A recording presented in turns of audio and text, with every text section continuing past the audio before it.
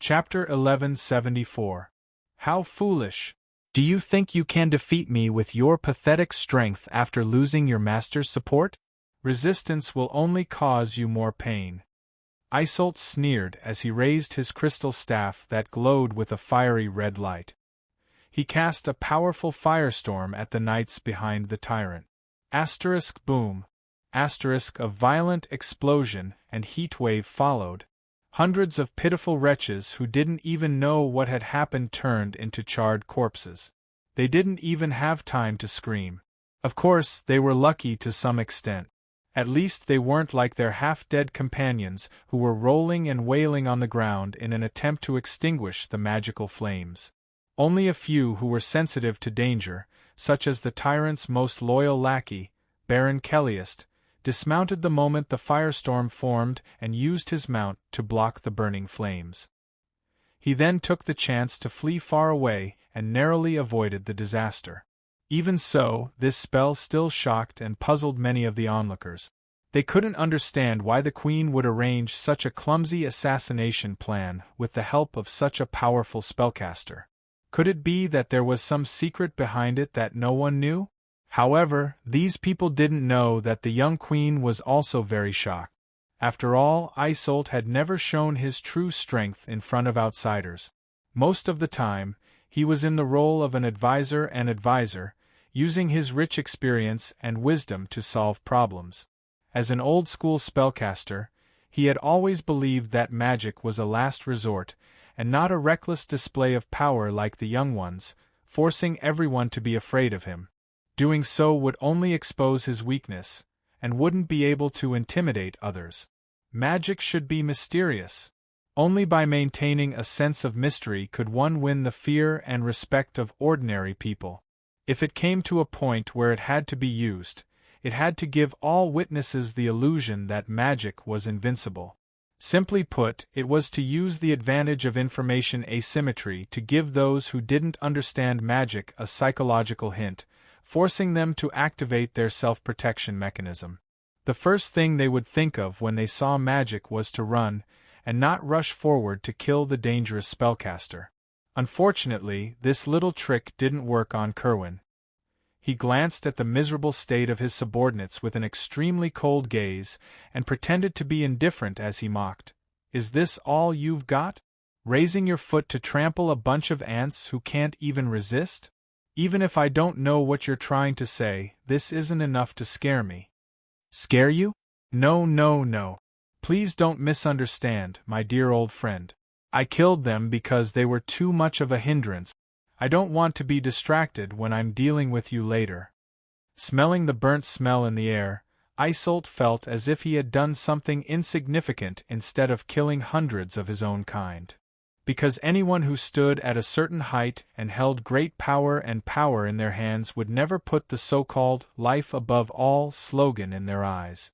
In fact, in their eyes, the people at the bottom were just a series of cold numbers, a renewable resource and a consumable. No matter what era it was, this would never change. "What now? Why haven't you made your move yet?" Kerwin tried to provoke the old man into losing his mind. He knew better than anyone that Isolde was the kind of spellcaster who liked to take risks. If he didn't have enough confidence, he would definitely not initiate an attack. Instead, he would wait for the opponent's reaction and act according to the situation. Although it sounded like a disadvantage, it meant that there was almost no room for mistakes. And a spellcaster who couldn't make mistakes was often the scariest. "No. He doesn't need to make a move. You're mine." Just as Isolde was about to respond, a female voice suddenly appeared out of nowhere. The originally clear sky was suddenly filled with dark clouds, as if it had suddenly turned from day to night. The next second, a goddess wearing a black veil descended from the sky, bringing with her endless majesty into the sight of everyone present. "Who are you?" Kerwin narrowed his eyes and carefully probed. Due to the difference in appearance and temperament compared to when she was a mortal, he didn't immediately recognize this dangerous enemy who had a deep grudge against him. "Humph. What, you've just destroyed the church I founded. Have you forgotten so quickly?" The dark goddess walked through the crowd with graceful steps. Wherever she passed, many people couldn't help but fall to their knees with a plop, their bodies twitching slightly. "It's you. How are you still alive?" Kerwin opened his mouth in shock. "Yes. That's the expression. Very good."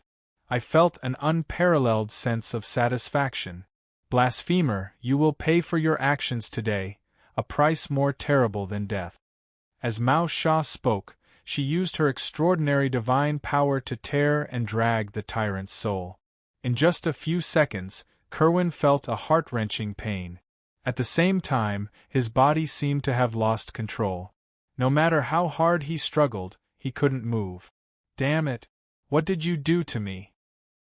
he roared with a ferocious expression. "Idiot! Take a good look at her eyes. She's no longer a mortal, but a true dark goddess." Isolde finally couldn't help but remind him. "What? Goddess?" Kerwin subconsciously raised his head, only to see a pair of eyes that couldn't be described with words. Darkness. Endless darkness. There wasn't the slightest bit of light. But it was in such a pair of eyes that he saw his own ugly struggle and despair. Mao Sha undoubtedly caught the instant collapse of his psychological defenses. She opened her mouth slightly and uttered a word that made everyone's heart beat violently. "Divine punishment!" Bang. Kerwin's magically strengthened body was torn apart on the spot by an invisible force. He couldn't even hold on for a second. At the same time, his soul was constantly changing shape under the terrifying pressure. Only the expression of extreme pain on his face was completely preserved. No mercy. No forgiveness. There was only a torment that didn't stop for even a moment. As the name implied, divine punishment was a special technique used by the gods to punish mortals who offended them. It was an extremely cruel punishment. Chapter 1175. So this is divine punishment. The young queen's eyes widened as she stared at Kerwin's face that was becoming more and more distorted and ferocious. She could even clearly hear his silent screams and pleas. She could not believe that the tyrant who she had no choice but to compromise was now as weak as a newborn baby, unable to resist at all. God! This familiar yet strange word kept echoing in her mind. No mortal could remain calm after witnessing the power of a god, and no one could resist the temptation of obtaining benefits from a god. This was especially so for a queen who didn't have any real power in her hands and was surrounded by countless spies with malicious intentions. If she could obtain the blessings of a true god, it would be equivalent to obtaining a bargaining chip to compete with the other party on the negotiation table. Before ensuring that they had the ability to resist a god, no monarch would joke with their family's lives for such a small benefit. After all, there were many ancient stories and legends that mentioned the curse of a god. Once infected, it would be passed down from generation to generation, and would only disappear when all the descendants died. In comparison, Isolde was much more well-behaved. He stood in place obediently and did not move at all, his whole person like a statue. Of course, this was not because he did not want to move, but because the bottle of blood that contained divinity was constantly boiling in his body, severely interfering with his perception and control of magical energy. There was no need to ask to know that this was the inevitable outcome of taking a shortcut. Although absorbing a little divinity of darkness could allow a mortal to regain their youth and delay their aging and death, it also meant that they would be affected and controlled by the original owner of the divinity. However, in Isolde's eyes, this price in exchange for a long life was completely worth it. Furthermore, he believed that as long as he was not abandoned by his master, this goddess before him would definitely not dare to use this to do anything. Therefore, he was safe. At least for now, he was safe. Undoubtedly, Mao Sha also felt that incomparably familiar divinity. She glanced at Isolde from the corner of her eyes, pursed her lips and asked, "You're that thief? The one who stole a little blood from me?" "No, great goddess, I'm not a thief. That small bottle of blood was given to me by my master." Isolde bowed deeply. In front of gods who were many times more powerful than him, he never minded showing his most humble side. Master? You mean that guy? Mao Sha pursed her lips and smiled playfully.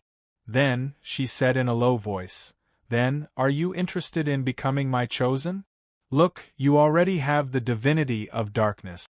I only need to inject a little more divine power, and you will immediately obtain unimaginable power. I'm sorry, but I already have someone I'm loyal to. I'm afraid I'll have to decline your kindness. Isolde looked at Kerwin, who was suffering from torture. His meaning was self-evident. There were many people in the world who thought they were smart. They liked to use the identity of the weak, to wander between the strong to prove their intelligence. However, many people did not know that there were only a few cases of success. Most of the time, they either did not have a good sense of propriety and were crushed like bugs by the joint forces of the strong, or became cannon fodder the moment they betrayed their master. Moreover, with Kerwin as an example, how could he, who was relatively conservative, dare to betray a master whom he did not even know the depth of his strength? The only thing he knew was that the master he was loyal to had unimaginable power, and could even inadvertently create a real goddess of darkness. You're a smart guy. You know how to survive better than anyone I've met who thinks they're smart. After saying these meaningful words, Mao Sha stepped in front of the young queen. She stretched out her right hand and gently stroked the other party's smooth and delicate cheeks. Using an extremely serious voice, she said, "How about it? Have you thought about my previous suggestion?" "I've thought it through. I agree." After a moment of hesitation, the queen hurriedly nodded. She did not even pay attention to her subordinates who were kneeling on the ground. After all, to her, although the tyrant was dead and his soul was constantly enduring pain and torture, this did not mean that there were no other enemies. Thus, borrowing the power of the gods and religions to balance the power of the secular kings was undoubtedly a good choice. As for whether the religions would expand in the future, and whether they would try to influence and control the political power, that was a matter for the future. If she refused now, whether this new kingdom could survive or not would be a big question mark. Very good. Now kneel. The goddess of darkness nodded in satisfaction. She pressed her palm down lightly, indicating for the queen to kneel in front of her. The latter did not hesitate and directly lifted her skirt and knelt on the ground. After she knelt, Mao Sha raised her left hand and recited in an aria-like tone, "I, the goddess of darkness Mao Sha, hereby announce that this mortal is my spokesperson in the mortal world. She is the supreme chosen one who receives the care and blessings of the darkness. No matter who it is, if anyone dares to do anything disrespectful to her, they will suffer my wrath. Now I bestow upon you glory and strength. Work hard to spread the faith of darkness and let more ignorant mortals understand that I am the only true God in this world. The other shrines worship false gods." As soon as she finished speaking, an impenetrable darkness enveloped the queen from head to toe. After a short few seconds, when the darkness dissipated, people could clearly see two extremely exquisite black magic patterns on her forehead and cheek. Her body also began to emit a dark energy that merged with the surrounding scenery. "Thank you for your generous bestowment and protection. I swear that as long as my descendants and I rule this country, we will spare no effort to spread your faith and let every citizen become your believer."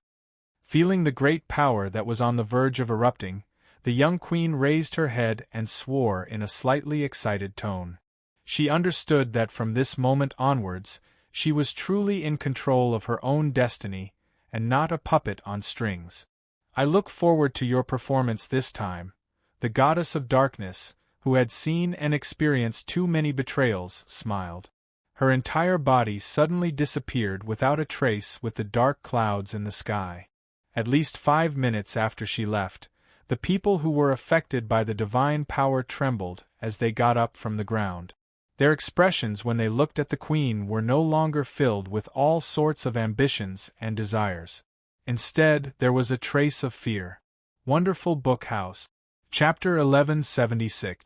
So, the woman who founded the Dark Church didn't die, but instead killed the god she served, and now she has become a true goddess? Sitting on a chair in the main hall of the capital, Vilja frowned as she listened to the news brought back by Isolde. Her face was full of confusion and worry. According to the original plan, after Kerwin was eliminated, she was going to support the prince who had made a deal with her and take 1/3 of the territory of the fallen empire. But now, because of the sudden addition of a god, everything had become confusing. That's right. Please don't doubt my judgment, because that's what Master said himself. Isolde reminded her with a serious expression. Master? Is this also part of Master's plan? Vilja's expression changed slightly. Perhaps a god who had suddenly appeared was not enough to make her feel afraid, but if it was related to her mysterious and dangerous master, then it was a different story. Especially after learning about Kerwin's tragic end, she had extinguished her last trace of hope and dared not do anything that would outwardly agree but inwardly oppose her master. Isolde smiled bitterly and shook his head. I'm sorry, although I want to give you a definite answer, I really don't know anything. Master would never tell us his real plan, because we're too weak. Because we are too weak, so weak that we can't participate in such a grand plan. Think about it, he can even turn a mortal into a god with his own hand. If he can do such an incredible thing, what else can't he do? In that case, how do you think we should treat this new country and the dark goddess who protects it? Vilja asked as she gently tapped on the armrest of her chair. It was obvious that she was a little anxious now, just like those who were used to giving orders from above when they found that the situation was starting to get out of their control. After all, religion had always played the role of spiritual opium on this continent, assisting the nobles in conquering the lower classes and making people believe that status and wealth could be passed down through the bloodline. The descendants of nobles would always be nobles, and the descendants of serfs would always be serfs. Only a few lucky ones who were favored by fate were qualified to break the barriers of class. As for the majestic statues enshrined in the main hall, they were merely sculptures. No matter what the clergy did, they would not punish them.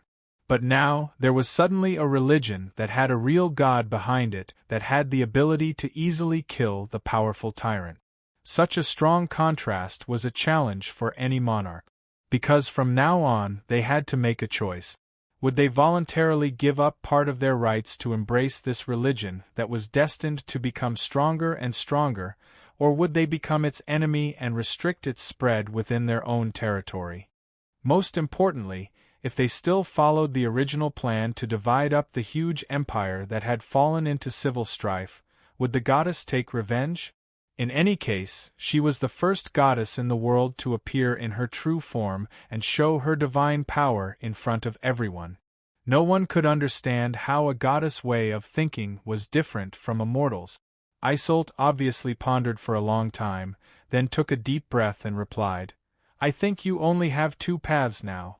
One is to imitate the other side and build a magnificent shrine, declaring that the Dark Church will be the only legal religion in the kingdom. Only in this way will your next plan not be obstructed. In the eyes of the gods, they don't care about all the rights and interests in the secular world. They only care about one thing, and that is the number of believers and the influence they have on the world. The other is to give up the expansion plan and join forces with the Queen, who is as bold as you, to divide up this continent. You seem to admire the woman who killed her father with her own hands? Vilja raised her eyebrows in surprise. This was the first time she had heard the old man in front of her praise someone. In addition, the other party was also a woman who ascended to the throne in a complicated political situation, so it was inevitable that she would be very curious. Yes, just a little bit. You have to understand that daring to kill your own father is also a kind of courage, especially when you clearly know the consequences of doing so, but still dare to stand up and bear the heavy sin. In addition, she is also particularly good at using her beauty and political skills to win over subordinates from the enemy camp. These alone are enough to prove that she is not a qualified ruler.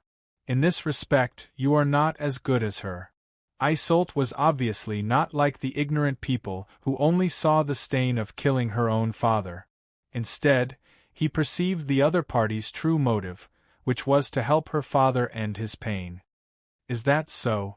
I'm getting more and more interested in her. What do you think about inviting her to come to the border and meet me? Villia's tone was full of interest. Perhaps it was out of appreciation for each other, or perhaps he simply wanted to catch a glimpse of his future opponent. In short, she believed that it was necessary to have a face-to-face talk, whether it was for the current complicated situation or the possible all-out war that might break out in the future. I agree. You should indeed meet her. If nothing unexpected happens, both of you will benefit from this meeting. To be honest, I sometimes wonder if Master is doing this on purpose. He actually allowed 3 women to stand at the top of this era and decide the future of the world. Isolde seemed to have realized something, and his eyes flashed with a strange light. Villia was obviously stunned when she heard this, but she quickly shrugged with a smile. This world has continued under the rule of men for many years, and it's time for women to make the decisions. In this respect, I admire Master's courage. At least he gave us a chance to prove ourselves, didn't he?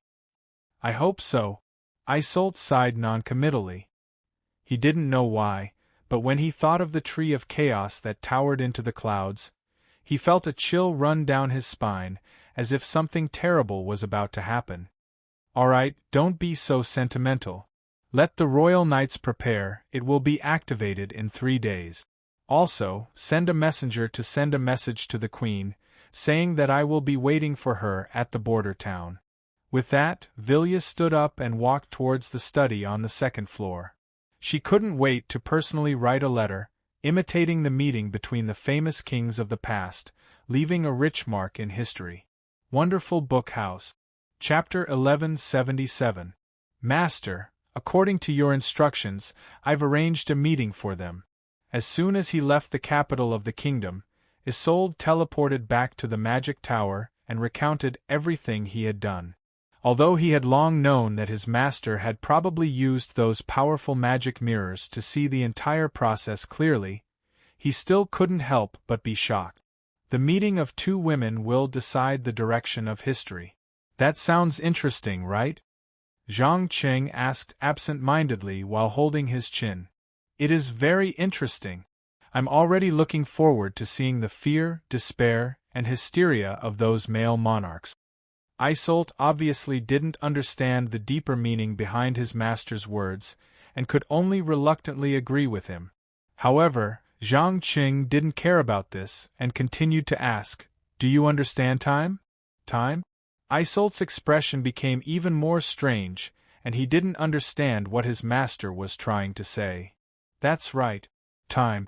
Zhang Qing nodded slightly. Actually, the so-called time is a huge net. Regardless of whether it happened in the past or in the future, in reality, everything already exists. Everything you're experiencing now is just moving according to a certain pattern on this boundless net. The previous you and the next you should be 2 completely different people from the perspective of time and space. Master, I don't understand what you're saying. Even though Isolde desperately wanted to understand the explanation of time in these few short sentences, he had no choice but to give up in the end. It wasn't that he wasn't smart enough, but that he wasn't at that level yet. It's fine if you don't understand, just listen. Zhang Qing didn't seem to care about this at all, and a faint smile still hung on his face. When a person transcends the limits of time and can look down on time from a higher dimension, they'll realize that the causality that many people think of doesn't actually exist, and there's no such thing as fate. This is because all possibilities extend to a parallel universe and space. Think about it, when you can see everything that happened in the past and the future, and even countless possibilities, what will you do? I don't know, Isolde shook his head blankly. You don't know? Ha ha ha ha. Zhang Qing suddenly burst into laughter. While laughing, he exclaimed, Yes. He didn't know. It was indeed a very good answer. Believe me, omniscience and omnipotence is a curse, a frustration, and a helplessness. It is easy for you to lose your precious curiosity and desire to explore. That's why I hate prying into the past and future, and I also don't like staying in high-dimensional spaces. You can see the past and the future? Isolt finally caught the keyword. That's right. I can. Zhang Qing openly admitted. After getting a positive answer, the old man suddenly became very excited. He pointed at his own nose and asked, "Then can you tell me what my future is like? Did I get what I wanted?" "What do you think the future is? An eternally unchanging straight line? No, my dear servant, the future is not set in stone. Do you remember what I mentioned earlier? Time is a net. Every decision you make, every choice you make, will change the future in the next second. Unless you can jump out of the three-dimensional space like me, you will forever be trapped in the network of time, in an infinite loop, with no beginning and no end." Zhang Qing explained casually. "Then how can I jump out of this infinite loop like you?" Isolt's tone revealed a strong sense of curiosity. It was impossible not to be curious. After all, this was time that had been studied by countless powerful spellcasters.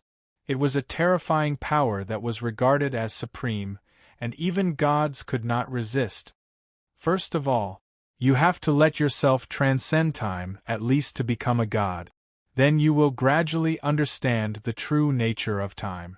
As for the next part, come to me when you become a god.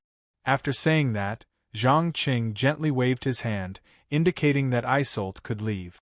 Isolt was obviously a little reluctant, but he was afraid of angering his temperamental master, so he could only reluctantly turn around and leave the room slowly. Not long after he left, Gru appeared on the balcony and asked in an uncertain tone, "Why talk about time to a life that lives in the three-dimensional universe? Don't you understand that doing this will only bring him intense confusion? It won't have any effect at all." "How do you know it won't have any effect? At least in the network of time, every life in the three-dimensional universe has a chance to break free." Zhang Qing turned his head and retorted. "And then? What can they do even if they break free? In the end, they would still be trapped in the next dimension. Time is only an insignificant part of the high-dimensional universe, just like how dominators like you and me can easily travel through time, space, and distance to go anywhere we want. But similarly, after becoming a dominator, everything after that point in time will disappear into thin air. Because of this, you and the other you have always surprised and intrigued us." As Gru spoke, he walked in from the balcony. After not seeing him for a while, his body seemed to have expanded a little, and the shell on his body also flickered with an unusual light. "Maybe it's a coincidence, maybe it's deliberate, who knows? You should ask him about this, not me." Zhang Qing pretended to be innocent and spread out his hands. "All right, I'll find a time to ask him face to face. Now, let's return to the previous topic. Why did you tell him about the mysteries of time?" Gru clearly did not intend to delve into this topic, and decisively raised the question he was interested in. He did not think that the other party was just killing time out of boredom, but was hiding some unspeakable secret. Zhang Qing smiled and shook his head. "I'm sorry, I don't want to answer your question for now. Since you're a dominator, why don't you look for his future possibilities on the network of time?" "But his fate has already been interfered with by you. Any point in time where a dominator interferes will not appear on the network of time. And when you leave the three-dimensional world, everything will return to its original point, and the parts that have been tampered with will automatically be hidden. Apart from you, no one else will know." Gru waved his insect-like appendages and complained. If it was possible to peek into the future where a dominator interfered with through the network of time, then someone would have already gone to a certain node in the future and figured out the true use of the Tree of Chaos. Chapter 1178. Isn't the unknown and unpredictability the most interesting thing about this universe? If everything stays the same, just like the life forms living in the three-dimensional world, forever bound by time, what's the point of living and being able to prove one's existence? I know that many of you rulers are used to prying into time to find answers. I don't know if you've noticed, but as you rely on this ability, most rulers are losing their curiosity and creativity. They're becoming more and more mediocre, clinging to those boring and tiresome rules. I believe that with your intelligence, you should understand that the true rulers of the universe aren't like this. Rather than calling them rulers, they're slaves to rules and power. When he said this, Zhang Cheng's tone revealed undisguised disdain. He had to admit that the rulers who had lived for who knew how long did indeed possess unimaginable power. They were even much more powerful than he was. However, the problem was that these powers hadn't grown over such a long period of time, nor had there been any large-scale changes. This also meant that after they officially became rulers, they couldn't avoid falling into a state of stagnation. Even their subconscious minds had accepted the cruel reality and were no longer willing to take huge risks to explore the path to a higher level. Looking at the pride and madness in Zhang Cheng's eyes, Jello couldn't help but smile bitterly and sigh. Sigh, has it finally come to this? From the first day we met, I had a premonition that you'd eventually walk down this path filled with danger, but I didn't expect it to be so soon. I still can't understand why you, who came from the three-dimensional universe, are always so impatient and unwilling to stop and rest for even a short while. Stop? Why should I stop? Zhang Qing sneered and shook his head. Haven't you heard of this saying? Because life is short, there's an urgent desire to learn, to understand the endless mysteries of the universe, and even to surpass one's own limits to progress towards eternity. You've been to my hometown, so you should know that the people living there often only have less than 100 years of life. Excluding a third to a quarter of the time spent sleeping and resting, and the nearly 12 years of infancy, the amount of time they have left is pitifully small. Yes, you are already completely different from them. Gru suddenly interrupted. Perhaps it was because he had been the ruler for too long, but he clearly did not see Zhang Qing and the ordinary humans on Earth as the same kind of life form. He did not feel that there was any necessary connection between the two at all. Zhang Qing had already noticed this and explained casually, "No, you're wrong. Perhaps from a biological point of view, I had already surpassed them by countless levels, but my thoughts and habits remained. This is the biggest difference between you and me. I've always thought of myself as a human, but you've completely abandoned your past. You don't even acknowledge your original race. You still think of yourself as a human?" Gru's tone revealed his undisguised surprise. He truly could not imagine how a ruler who wielded such great power could still retain primitive concepts of race and identity. Why not? Zhang Qing shrugged his shoulders and asked. Abandoning the past doesn't mean abandoning everything, especially the parts that benefit you. Although humans have many flaws, such as short-sightedness, selfishness, greed, and are always tempted by endless desires, they also have some advantages that other races cannot compare to. That's why I don't feel that admitting that I'm a human is anything worth making a fuss about. I see.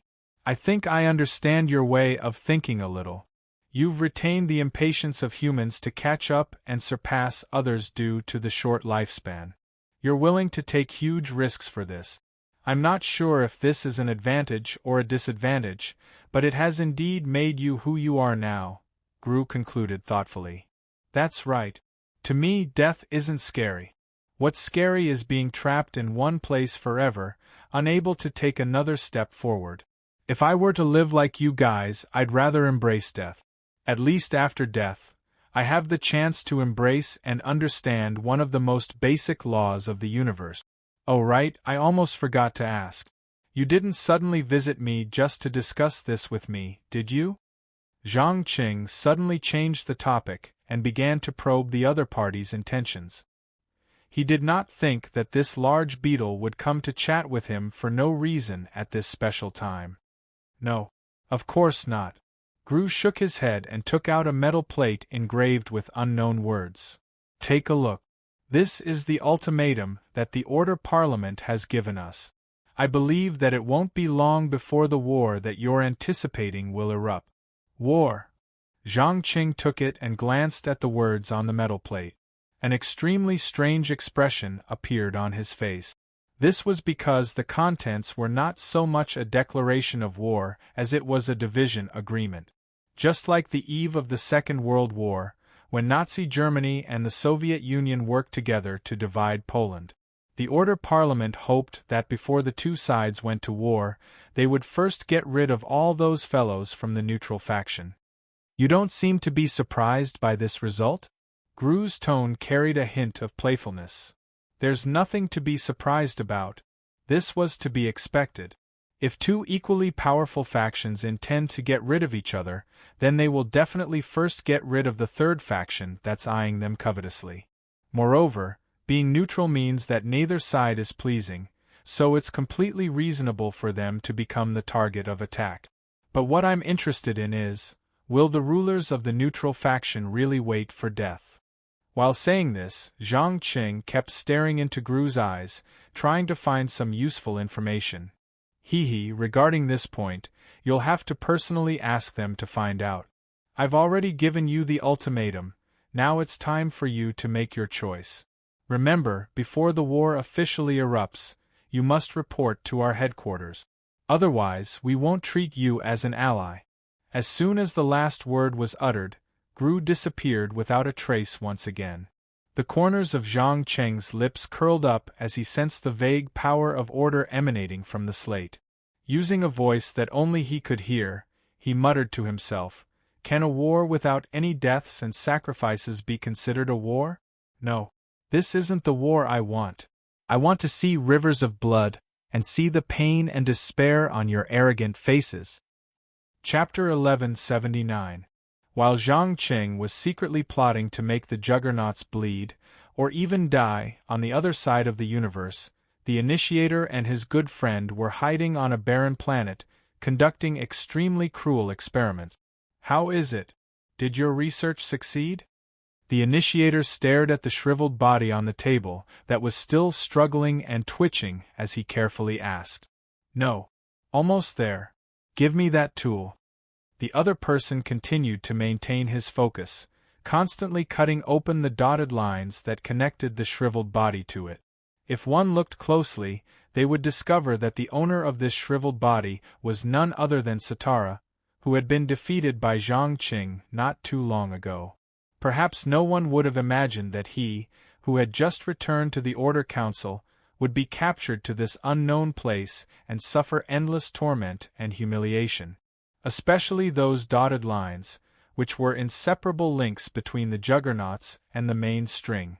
Whether it was their bodies or souls, they had long since merged into one, and there was no possibility of them being separated.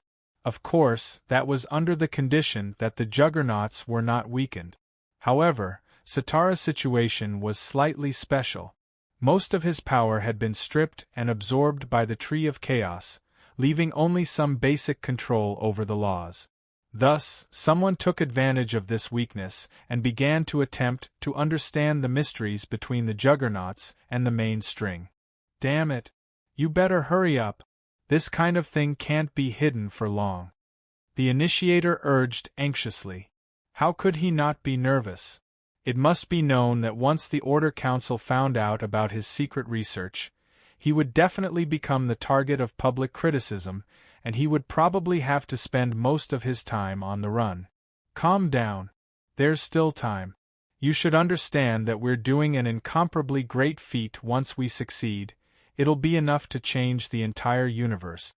The bespectacled man's face was filled with indescribable madness and obsession. He, who had conducted countless taboo research, had never imagined that there would be a research that could melt his cold heart and release a passion that was even hotter than a star. Right now, he no longer cared about his own life or death, nor did he care if he would become the target of the juggernaut. He only wanted to understand the truth behind each dotted line. 10 minutes. I'll give you 10 minutes at most. The Order Council seems to have noticed something and is using some kind of power to scan a large area. The distorted space I created can only fool them for a short while. After 10 minutes, they can appear at any time. After saying that, the initiator didn't care whether his old friend understood or not. He directly prepared for the worst. Realizing one's ambition was never an easy task. Not only did he need to take a huge risk, he also needed to have sufficient strength. Unfortunately, he didn't have enough strength right now. He wasn't even sure how long he could last against the sovereigns. Time ticked by slowly. 10 minutes wasn't long, but it wasn't short either. When the last second of the countdown ended, several resplendent beams of light descended from the sky, breaking the distorted energy that enveloped the surface of the planet. Needless to say, the rulers of the Order Parliament must have discovered this place. The leader glanced at Sitara, who was lying on the platform, and immediately roared, "Bastard! How dare you openly violate the taboo? I'm sorry, but I think you should listen to my explanation." The initiator hurriedly stood up and tried to use words to buy time. Unfortunately, no smart person would waste their time listening to a traitor's explanation at this moment. Not even half a second had passed. Attacks that blotted out the sky and covered the earth enveloped him. There was no gap. There was no rest. There was only the ravages of devastation. The initiator didn't even have a chance to counterattack. He could only bitterly endure and ensure that this small area wasn't affected so that the experiment could continue. This power was so terrifying that the entire planet didn't even last a second before it exploded into countless particles and dust. Only the surface of the planet remained floating in the dark universe. Despair. Even the sovereigns could only despair and wait for failure in the face of such terrifying power. However, at this critical moment, the man lying on the platform suddenly raised his hands and shouted excitedly, "Success! I did it! I now know where the sovereign's power comes from. I also know their weaknesses and how to completely kill a sovereign." As soon as he finished speaking, he inserted the strange cylindrical device in his hand into one of the broken lines, and then pressed the button on top of it. Instantly, Sitara, who was still struggling in pain, turned into a beam of light that pierced through the multidimensional universe and disappeared without a trace. At the same time, all the matter and energy surrounding the beam of light began to collapse and gather toward the center. A large area of nothingness rapidly formed around the beam of light. No, no, no. What did you do? You actually killed a sovereign. Kill him quickly. Don't let him reveal that secret. Retreat. Retreat quickly. Otherwise, we'll all be sucked in. Accompanied by the angry and panicked voices of the Order Parliament's sovereigns, this part of the universe sank into boundless darkness. This wasn't the kind of darkness that was filled with dark matter in the ordinary sense. This was true darkness without anything. In the center of the darkness, the initiator looked at his old friend who seemed to have gone crazy. He finally couldn't help but ask, "What did you do? You actually trapped the two of us in this place. Do you know? I can't feel any power at all, and I can't escape from this nothingness." Trapped to death? No. You're wrong. We just obtained the key to the Supreme Palace. Look at this beam of light. What do you think it is? The man's lips curled up slightly, and a chilling smile hung on his face. I don't know. The initiator shook his head without hesitation. At this moment, he wasn't in the mood to play guessing games. He only wanted to understand the situation as soon as possible and then decide what to do next. Since it's the main string, it's the sovereign's main body, it's also an indispensable part of supporting this universe. However, it's different from normal main strings. The other end is connected to nothingness, a place completely opposite to the physical universe. It's an idealistic universe, the man explained as he licked his cracked lips. An idealistic universe? The initiator subconsciously frowned. Yes. Think about it. When you only need a thought, an unwavering belief, You can make matter and energy appear out of thin air, creating objects or life forms that don't conform to common sense. How interesting would that be? That's why I call this beam of light the reverse mainstring. It connects to another universe, and to the sovereigns who control the materialistic universe, it's the most lethal weapon. Wonderful Book House. Chapter 1180. Since this is the most lethal weapon for the sovereigns, why am I still alive? Why haven't I been swallowed up by this endless void? The initiator frowned as he asked this question, reaching out to touch the pillar of light. He discovered that the moment his fingertip touched the pillar of light, his finger disappeared into thin air. It wasn't broken down into some sort of particle state, nor was it sent into another space. Instead, it was completely erased. From the point of view of the existence of matter, it had been denied. Such a strange situation clearly went against common sense, and it also didn't conform to the laws of the universe. Haha, that's a good question. I believe you've already noticed that on the other side of the pillar of light, the existence of matter has been denied. Thus, when you approach it, your body made of matter and energy will disappear. Even the laws controlled by the sovereigns will be distorted, causing them to be unable to function.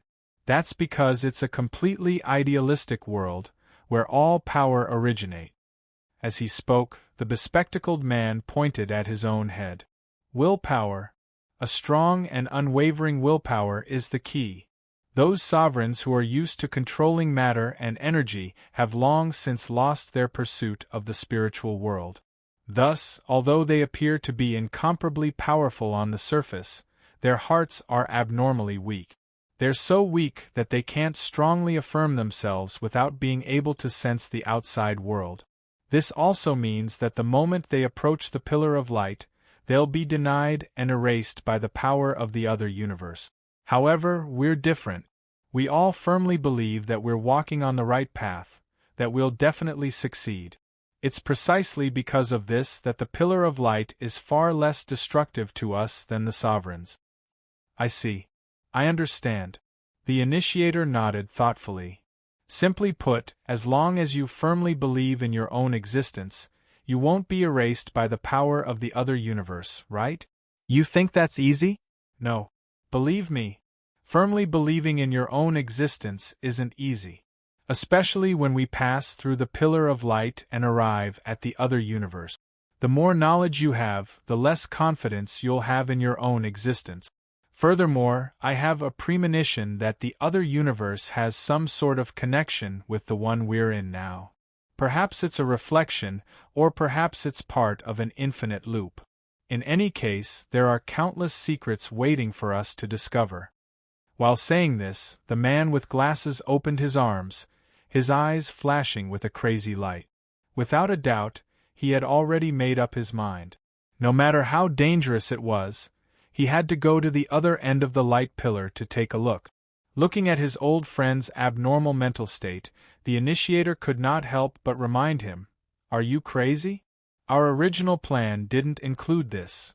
Think about it, if we really can't come back, or if we disappear on the other side forever, what should we do next?" The bespectacled man grinned and replied, "Plan? No, no, no.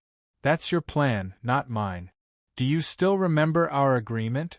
I will help you complete your revenge and fulfill your unreachable ambition, but what I pursue has always been to explore the unknown and unearth the ultimate secrets of the entire universe. Now, this once-in-a-lifetime opportunity is right in front of me. Do you think I will give it up? So, it's finally time for us to part ways?" A helpless expression appeared on the initiator's face. He was not an idiot.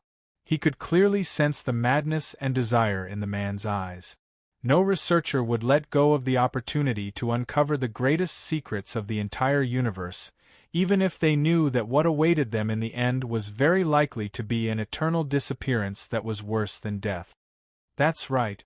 The man nodded seriously. "I've already stored everything you need in the recorder. You can use the knowledge stored inside to fulfill your dreams and ambitions. But before we part, I have to remind you that it's better not to underestimate your other self. The tree of chaos he created is a very, very dangerous weapon. I'm not even sure what kind of effect this weapon will have on you once it's completed. Oh? That tree is really that scary? The initiator raised his eyebrows in surprise. Very scary. He used a method I've never seen before, blocking and seizing the connection between the master and the string at the root. It's like completely separating a person's body and soul. Both can exist independently, and their thoughts and actions will not be affected in any way, the man explained with interest. You mean he might have discovered some kind of hidden secret like us? I'm sorry. I can't give you a definite answer based on the information I've obtained. But there's one point. The success rate of your plan is still not 100%. So my suggestion is that you don't rush to find him. First, try the soul fragment you've stored. Perhaps you'll find something unexpected. Finally, goodbye, my friend. I hope we'll meet again one day. As the last word fell, the bespectacled man jumped into the white pillar of light without hesitation. The next second, the pillar of light seemed to be affected by some mysterious force. It began to grow thicker, thicker, thicker, until all the chaos in the surroundings was swallowed up. When the blinding white light gradually disappeared, the initiator discovered that the universe that had fallen into chaos had returned to normal. The only difference was that all the celestial bodies and dimensions in the entire star field had disappeared. The enormous gravitational force had collapsed to form an unprecedented black hole, continuously absorbing matter and energy from the surroundings. Fortunately, the black hole wasn't much of a threat to the master. The initiator didn't expend much effort. He took the recorder and left this dangerous place. He wasn't sure when the masters of the Order Parliament would suddenly appear and use all means to eliminate this traitor. He only wanted to do one thing now, and that was to find a hidden place to read the information on the recorder from beginning to end. Then, he would surpass everyone and become the most powerful intelligent life form in the material universe. However, what the initiator didn't know was that not long after he left, the beetle-shaped grue appeared around the black hole out of thin air. He muttered to himself in shock, "What happened here? Such a powerful gravitational force can't be natural. Someone created it. And what's with this strange sense of danger? No. I have to send this information back quickly." Chapter 1181. In fact, the sudden appearance of such a huge black hole couldn't be hidden from any of the rulers, especially the Order Parliament, who witnessed the appearance of the light pillar and void. They quickly sent out a large number of people to investigate and research the core of the black hole, trying to figure out what exactly happened after they left. After all, in their records, there was no precedent of a material universe returning to normal after being devoured by the void. And now there was actually the first case. What did the initiator and his accomplices discover in this taboo research? Would this discovery pose a threat to every ruler? What ulterior motives did they have? With countless questions, the Order Parliament, one of the three strongest organizations in the material universe, seemed to have gone mad. They didn't care about the possible consequences and even moved their base to the side of the black hole so that they could observe and research at a close distance. Such a blatant and undisguised action instantly raised the vigilance of the rulers of the Chaos faction.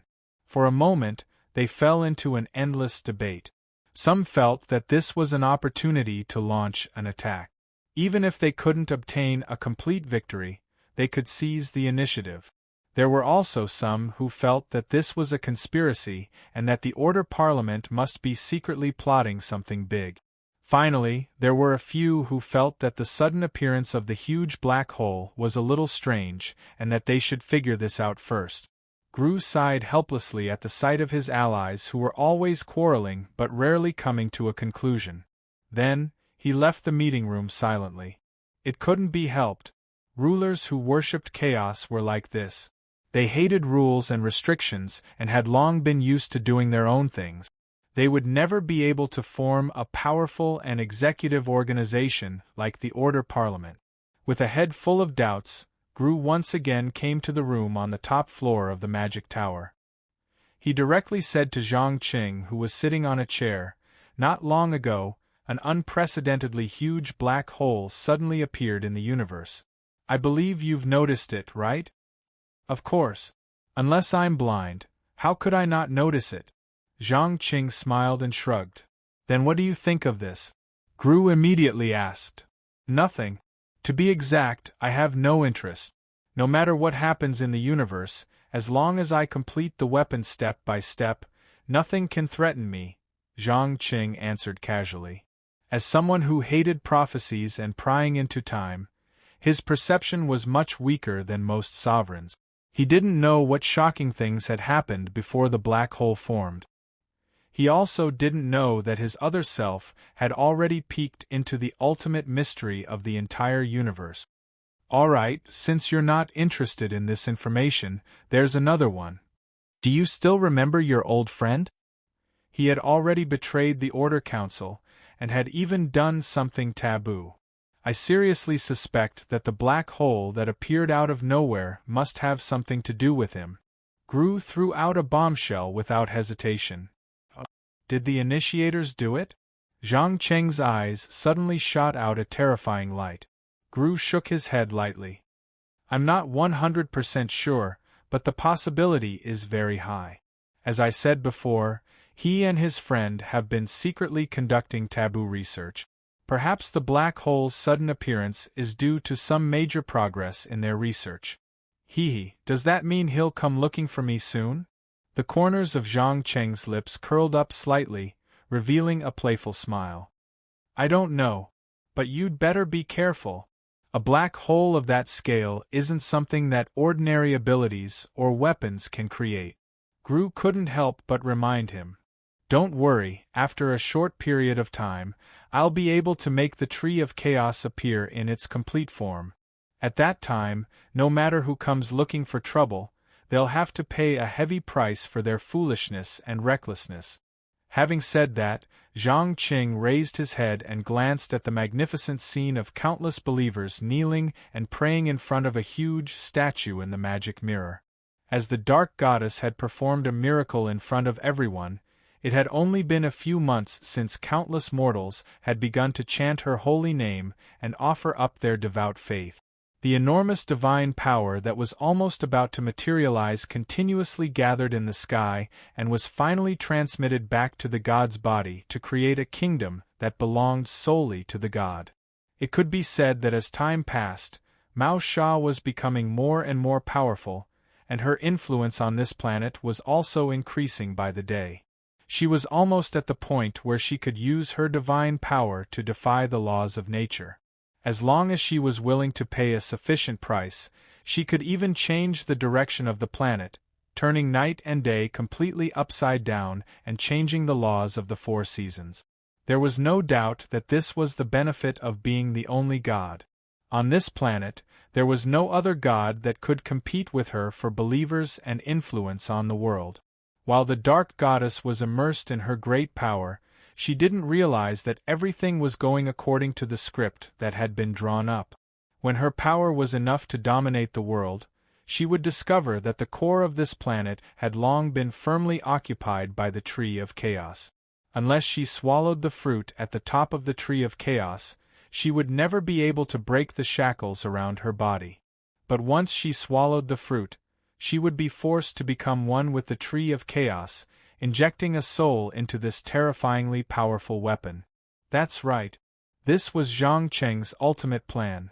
He would use a goddess who controlled all the beliefs on this planet to complete the final puzzle piece of the Tree of Chaos. The instant faith, divine power, and chaos merged into one, he would release the true power he had obtained from the main string, an ability that would make every ruler tremble in fear. "She's the most important chess piece in your plan?" Gru had undoubtedly discovered something. He stared at the magic mirror and carefully probed. "Yes. Look at her. She's so beautiful, so enchanting, and filled with a rebellious spirit. I'm looking forward to her reaction when she discovers the truth after all this is over. It will definitely be very, very interesting." Zhang Qing didn't try to deny anything and openly admitted it.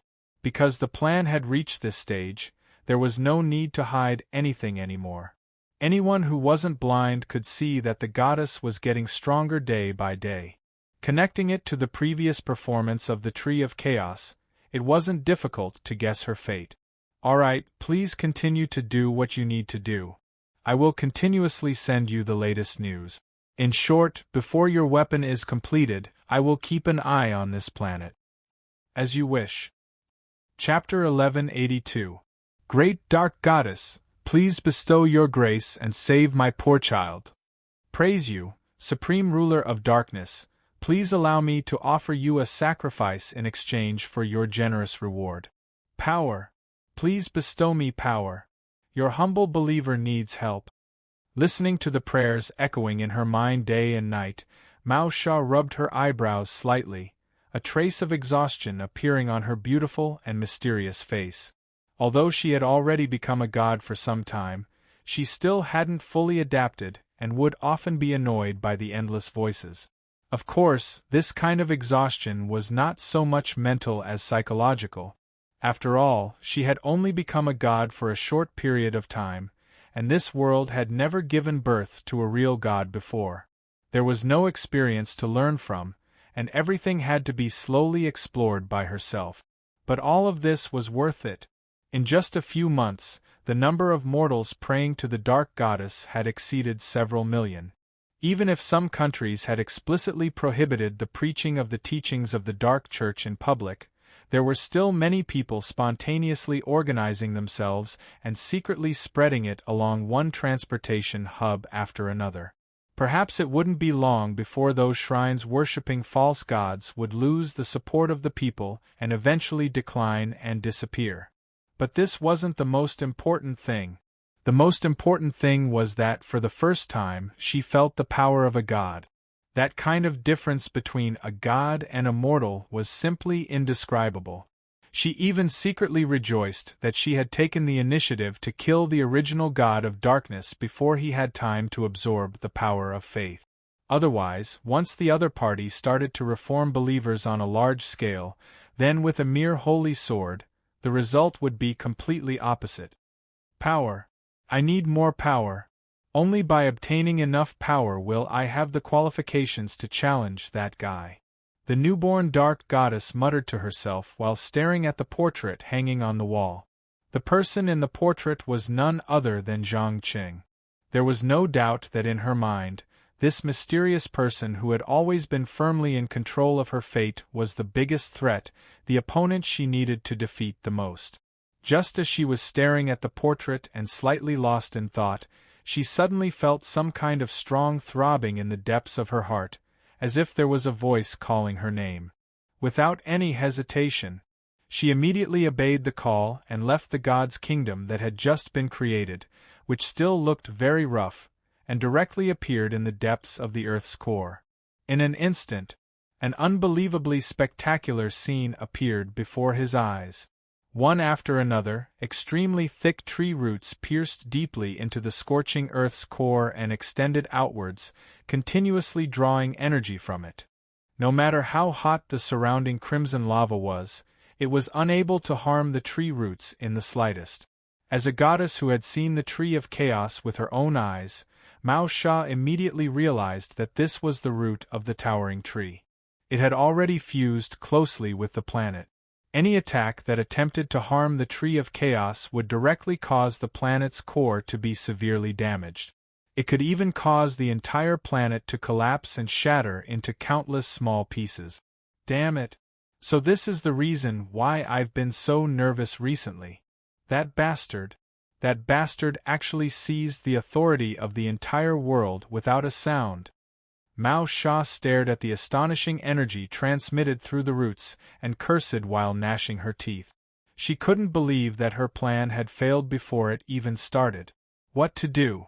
How could he destroy the Tree of Chaos without damaging the core of the planet?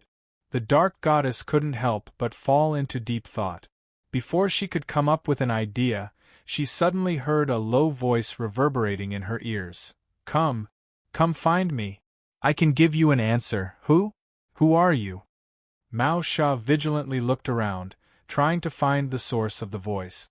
He, don't you remember me? That helpless little girl in the dream? The low voice let out a string of unclear laughter. When Mao Sha heard this sentence, her expression changed greatly. She suddenly released an astonishing amount of divine power and shouted loudly, "In the name of the Dark Goddess! Don't pretend to be mysterious. Get out here. It seems that you are even more fragile than you look. Do you know? The weakness hidden in the depths of your heart won't disappear after you become a god. Come, awaken your dusty memories and then come find me. You know where I am." As the last word left his mouth, the strange voice suddenly disappeared without a trace, as if it had never appeared. Awaken my memories? My head hurts. The Dark Goddess seemed to have received some kind of stimulation. With a plop, she knelt down in the scalding earth, her face full of pain. Fortunately, things like magma were similar to bathing water for gods. It wouldn't cause any harm, and even the clothes on her body weren't ignited. After an unknown amount of time, perhaps a few hours, perhaps a few days, when Mao Sha stood up again, there was a strange light in her eyes. She muttered to herself, "So that's how it is. That wasn't a simple dream at all, but a forgotten memory from my mortal nature that hasn't been abandoned. Now I know where you are." The next second, she directly passed through the thick crust and appeared on the crown of the tree of chaos out of thin air. She pursed her lips and said to the only fruit hanging on the branch, "It's you. You weaved that dream when I became a god." "That's right. You finally recalled it. How do you feel after getting rid of that weak and petty self of yours?" Islands, who had become a fruit, asked with a smile that wasn't a smile. "Very bad. Because you peeped into the depths of my heart while I was unconscious. Tell me, what exactly are you? Why do you have such a powerful mind power?" The Dark Goddess' face was somewhat gloomy. She had always been conceited. Never in her wildest dreams would she have thought that she would unconsciously expose the secret hidden in the depths of her heart, and the object of exposure was such a strange fruit. "Ha ha ha ha. Who am I? As you can see, I am the fruit born from this tree of chaos. One of the greatest creations of Master. To a certain extent, I represent the will of this planet itself." Islands laughed and said part of the truth. As for the other part, even he was kept in the dark. Only Zhang Qing, who was hiding behind the scenes and plotting everything, knew and would never tell anyone. Chapter 1183. Mom, where are you? Dad, save me. It's so dark here. I'm scared. No. Don't come here. Don't come here. Ahaf. Please. No matter who it is. Save me. Every time she recalled that dusty memory of her childhood, as well as the incomparably realistic reappearance of the dream, Mao Sha couldn't help but tremble all over, even though she was now the Dark Goddess through and through. If for most people, the fear left behind from childhood would be like a shadow that would accompany them for life, then for her, that memory was like a pain that was branded in her soul. Every time she recalled it, she would feel a heart-wrenching torture that wouldn't dissipate for a long time. "What, you saw that terrifying scene of despair reappear, didn't you?" Island sensed something through his powerful spiritual power, and his tone revealed a hint of mockery. "Shut up. You don't understand what I went through at all." Mao Sha roared loudly with her two terrifying eyes. "You don't know?" "No, I know everything. Your despair, your fear, your favor from the darkness, all of it happened because of that incident. Since then, your personality has changed greatly. You're no longer that lovable and well-behaved girl. You call yourself a believer of darkness, constantly spreading darkness, fear, and death." Islands replied meaningfully. For him, who had weaved complex dreams, he had almost spied on all of her secrets, including the most hidden, the most awkward, the most shameful, and even the parts that she didn't want to recall. "Bastard! I told you to shut up. Didn't you hear me? The dark goddess flew into a rage out of humiliation and suddenly released a terrifying divine power attack, wanting to crush the fruit hanging on the branch into pieces. Unfortunately, this divine power, which was enough to destroy a city, was absorbed by the thick trunk of the chaos tree as soon as it left her body. It didn't even cause the wind to blow. There was no doubt that within the range of the chaos tree's influence, any form of energy attack would be absorbed and transformed into another form to be stored. Whether it was gods, magic, or the energy weapons used by those super civilizations, none of them could harm this giant tree in the slightest. Admiring the shocked expression on her face, Islands could not help but chuckle and tease her. What, you want to show off your goddess's might in front of Master's greatest creation? I'm sorry, but that's impossible. Even you were created by Master. No, I wasn't created by him. Every decision I've made, every step he took, it was my own choice. Mao Sha roared emotionally. Well, if you insist, then I have nothing to say.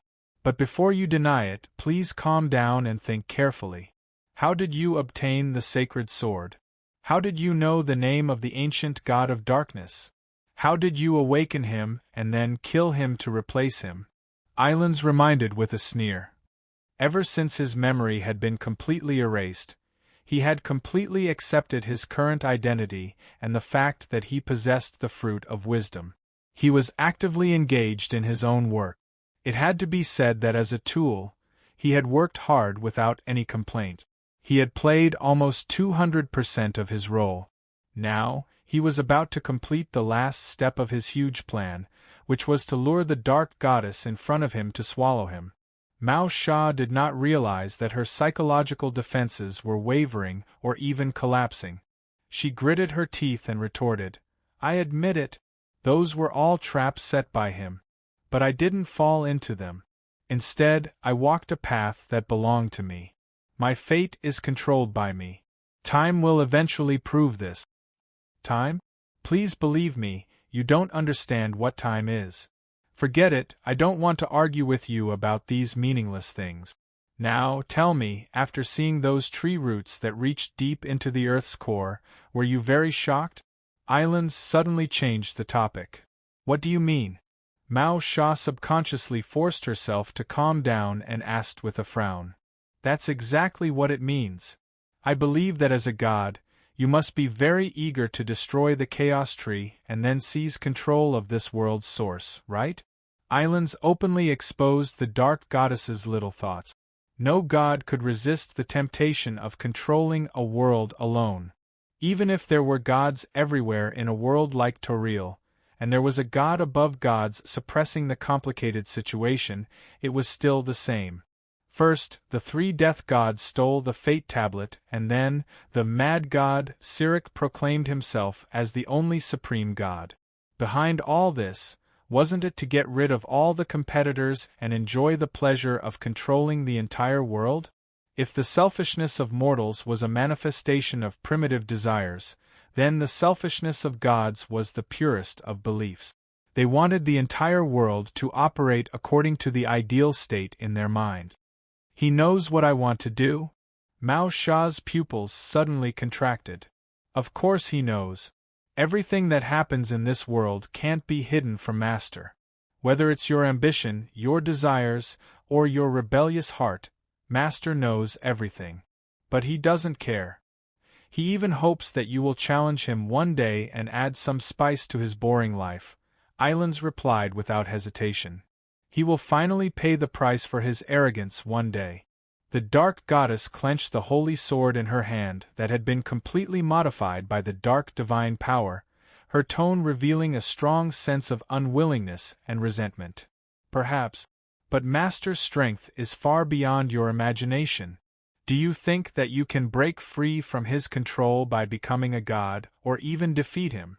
Too naive. You need strength, truly powerful strength. Islands tempted with a slightly low voice.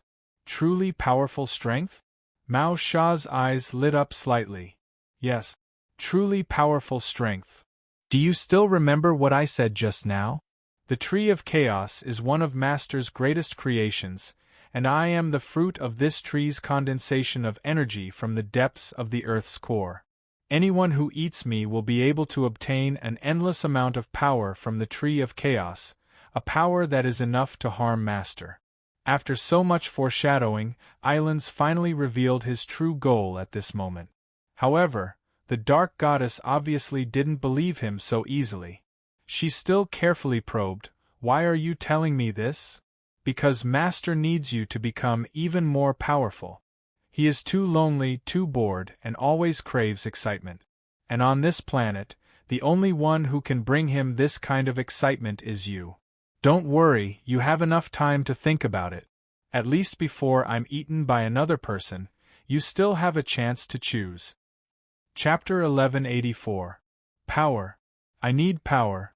Incomparably powerful power. After leaving the Tree of Chaos, this voice reverberated in Mao Sha's mind. It was as if there was a demon whispering and tempting her.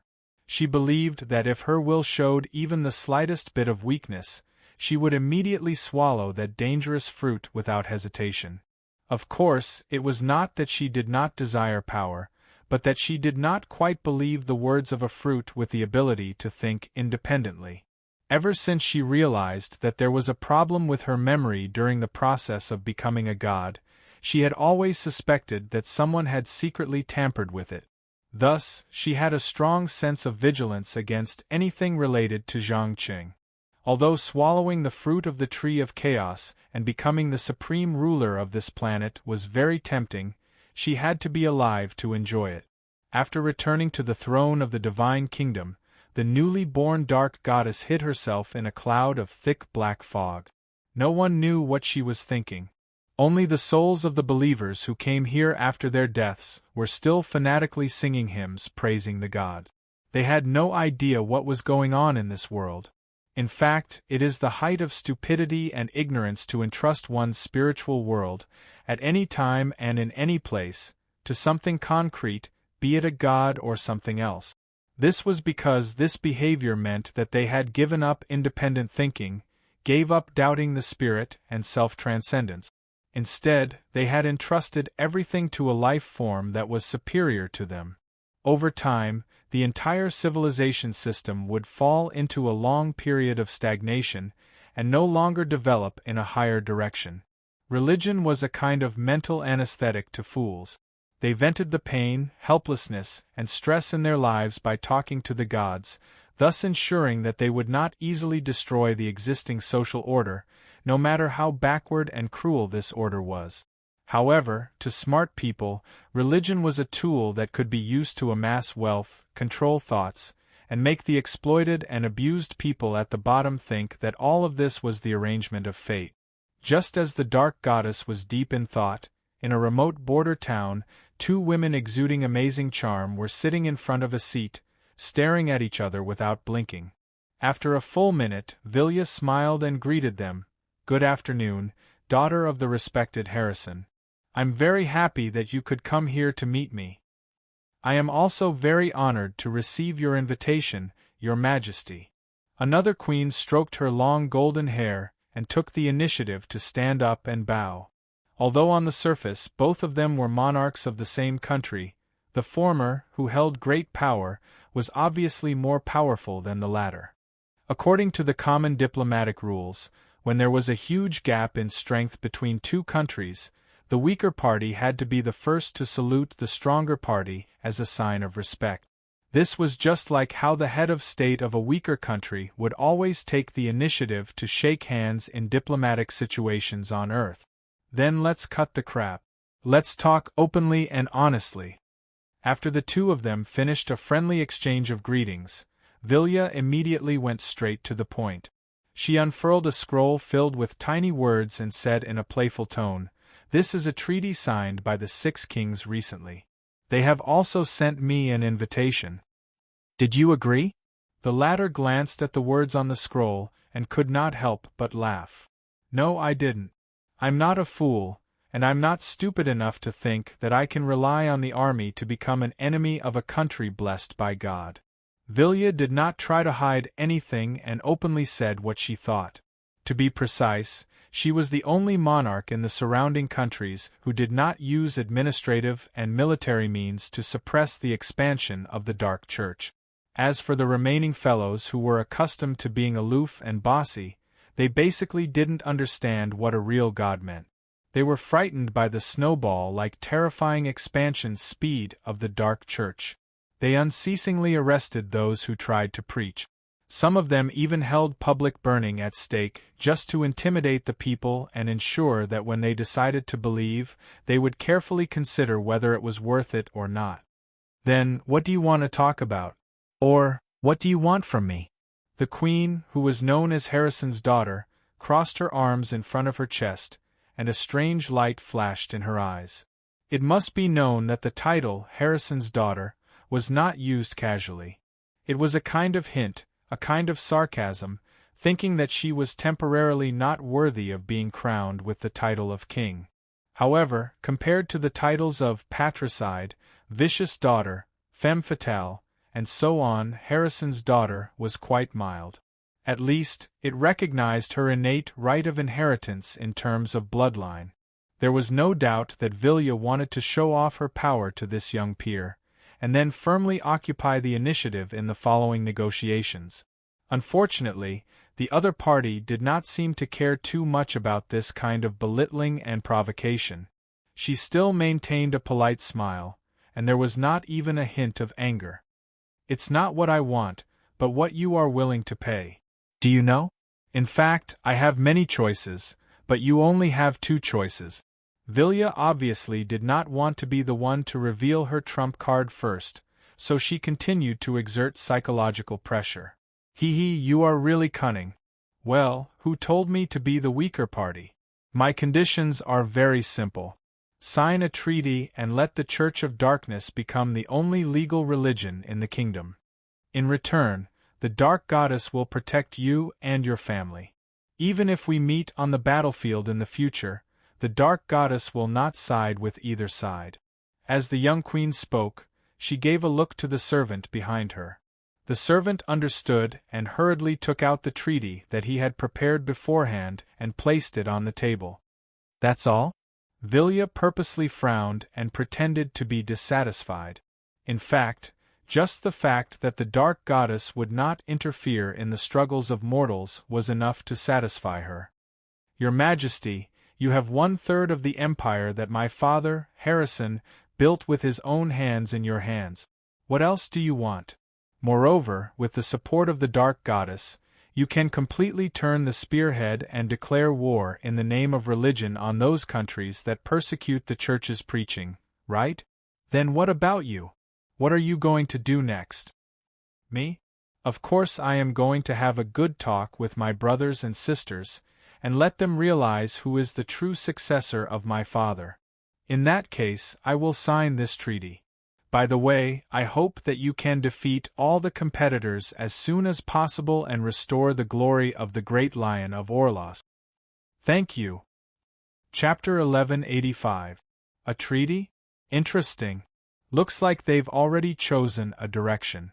A war that will engulf half the continent is about to begin. Zhang Cheng's lips curled into a playful smile as he looked at the images transmitted back from the magic mirror.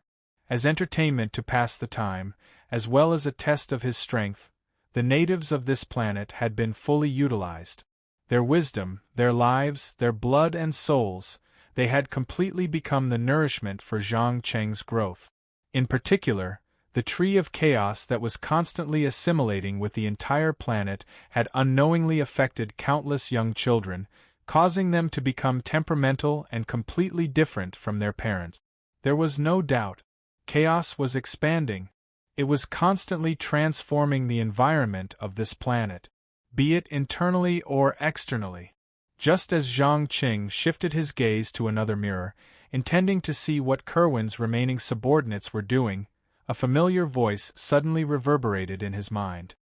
"Master, I've already tempted the Dark Goddess according to your request. However, she seems to be somewhat vigilant and hesitant. She hasn't taken any actual action." There was no need to ask to know that this voice belonged to Islands, who had turned into the fruit of chaos. "Oh? She's still observing? Zhang Qing stroked his chin and asked with interest. He had always been extremely interested in Mao Xia, who was full of uncertainty. This was because he saw some of the characteristics that he possessed when he was still a mortal in this woman. For example, she was bold, unwilling to bow down to fate, rebellious, and never feared a power stronger than herself. "I'm sorry, master." She's sealed off her heart and thoughts. "I don't know what she's thinking." Islands explained helplessly. "No, it's all right. It's not your fault." Zhang Qing shook his head with a smile. "Don't worry. She'll make the right choice. Do you remember what I told you before? If a person is unwilling to make a choice, then set up a trap and force them to make a choice." "You mean?" Islands obviously realized something and his tone revealed a strong excitement. "The reason she's still observing is that no competitor has appeared yet. So we have to create a competitor out of thin air, a threat." Zhang Qing gave a meaningful answer. "Create a competitor? I understand now." After receiving an affirmative answer, Islands's mental power disappeared without a trace. About 10 minutes later, a seriously ill young man who was lying on a dirty wooden plank waiting for death suddenly opened his eyes and jumped up.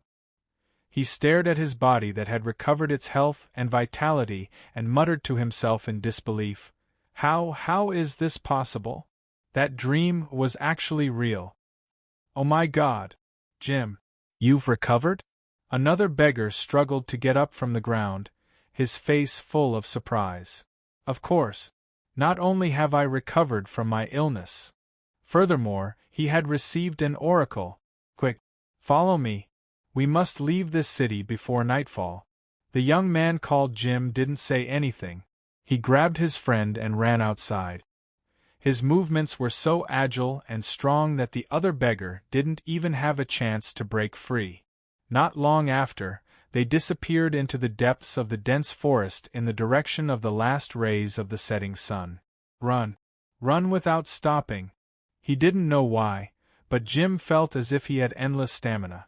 No matter how much he ran, he wouldn't get tired, nor would he feel tired or hungry.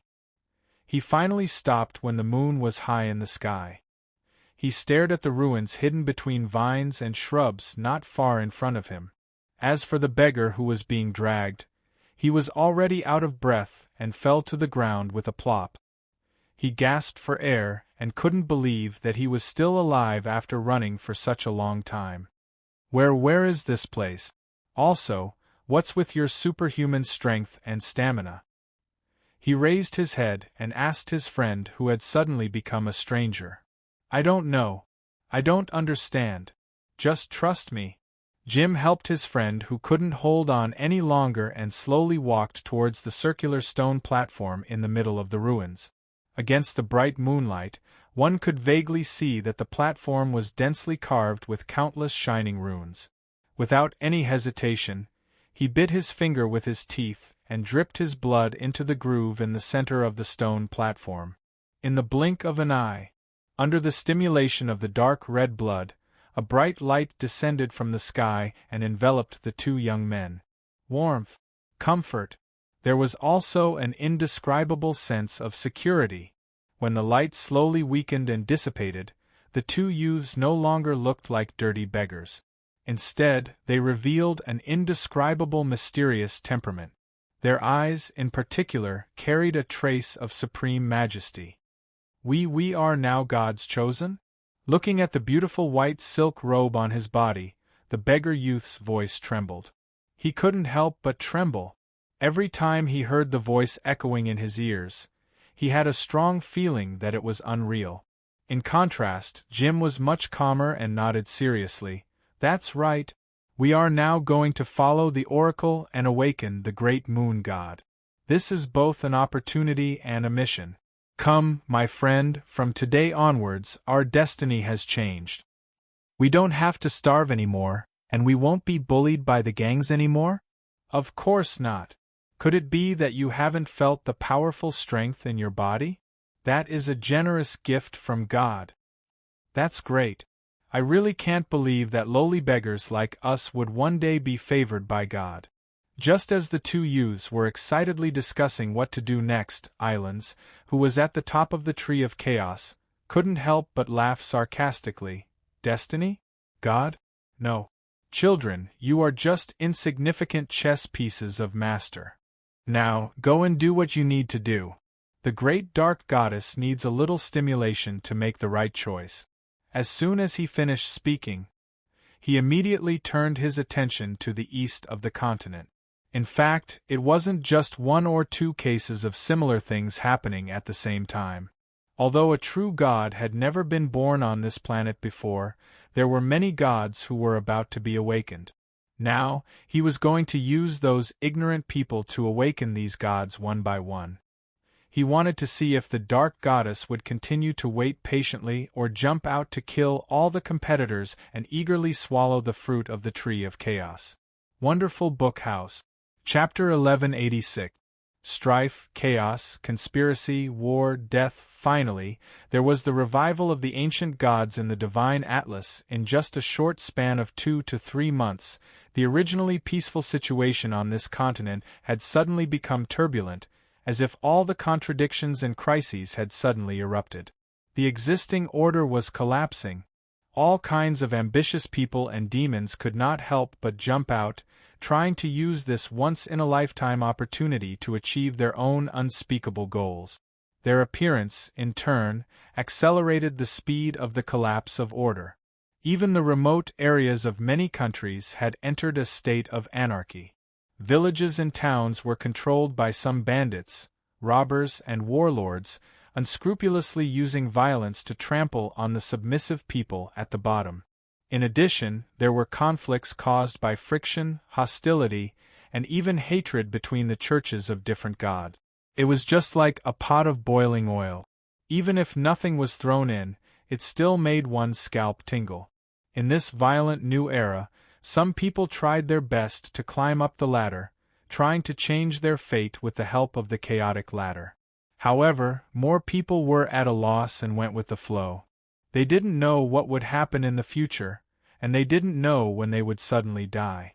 After all, the lives of mortals were so fragile and cheap.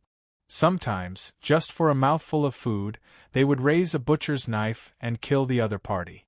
Appreciating this grand tragedy that he had personally caused, Zhang Cheng's calm face did not have a trace of expression.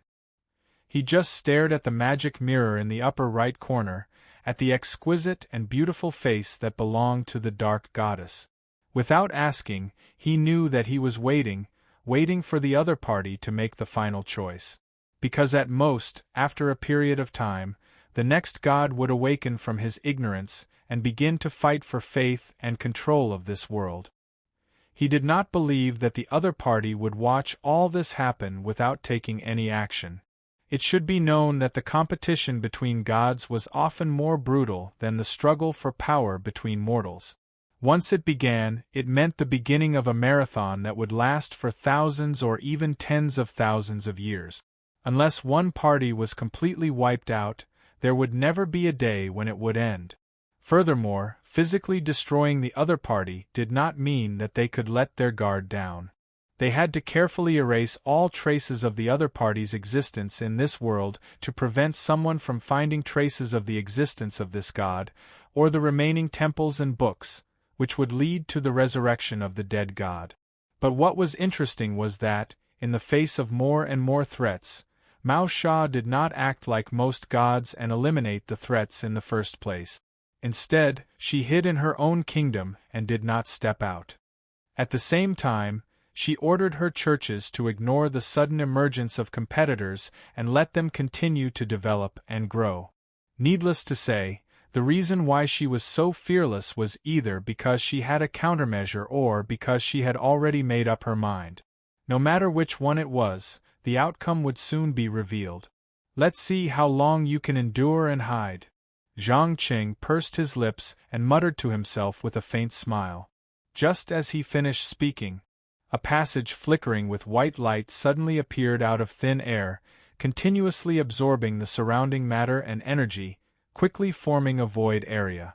In the next second, the ball of light suddenly exploded, and a small strip made of an unknown substance was sprayed out from it. As the whole process was quick and sudden, Zhang Qing did not have time to react before everything returned to its original state. This is...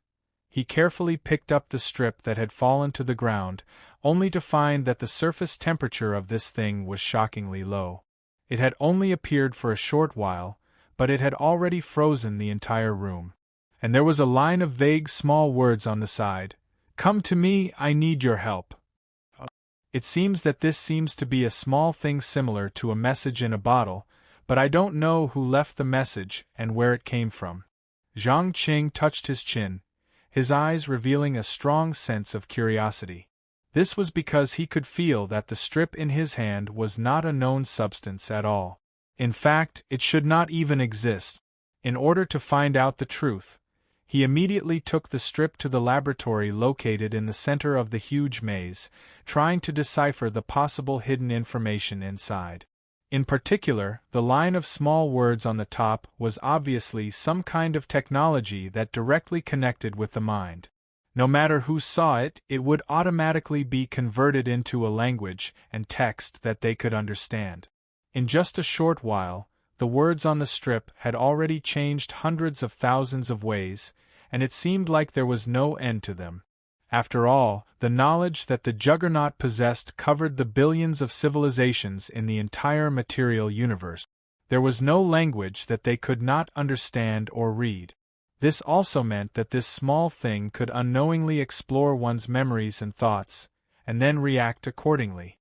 Unbelievable!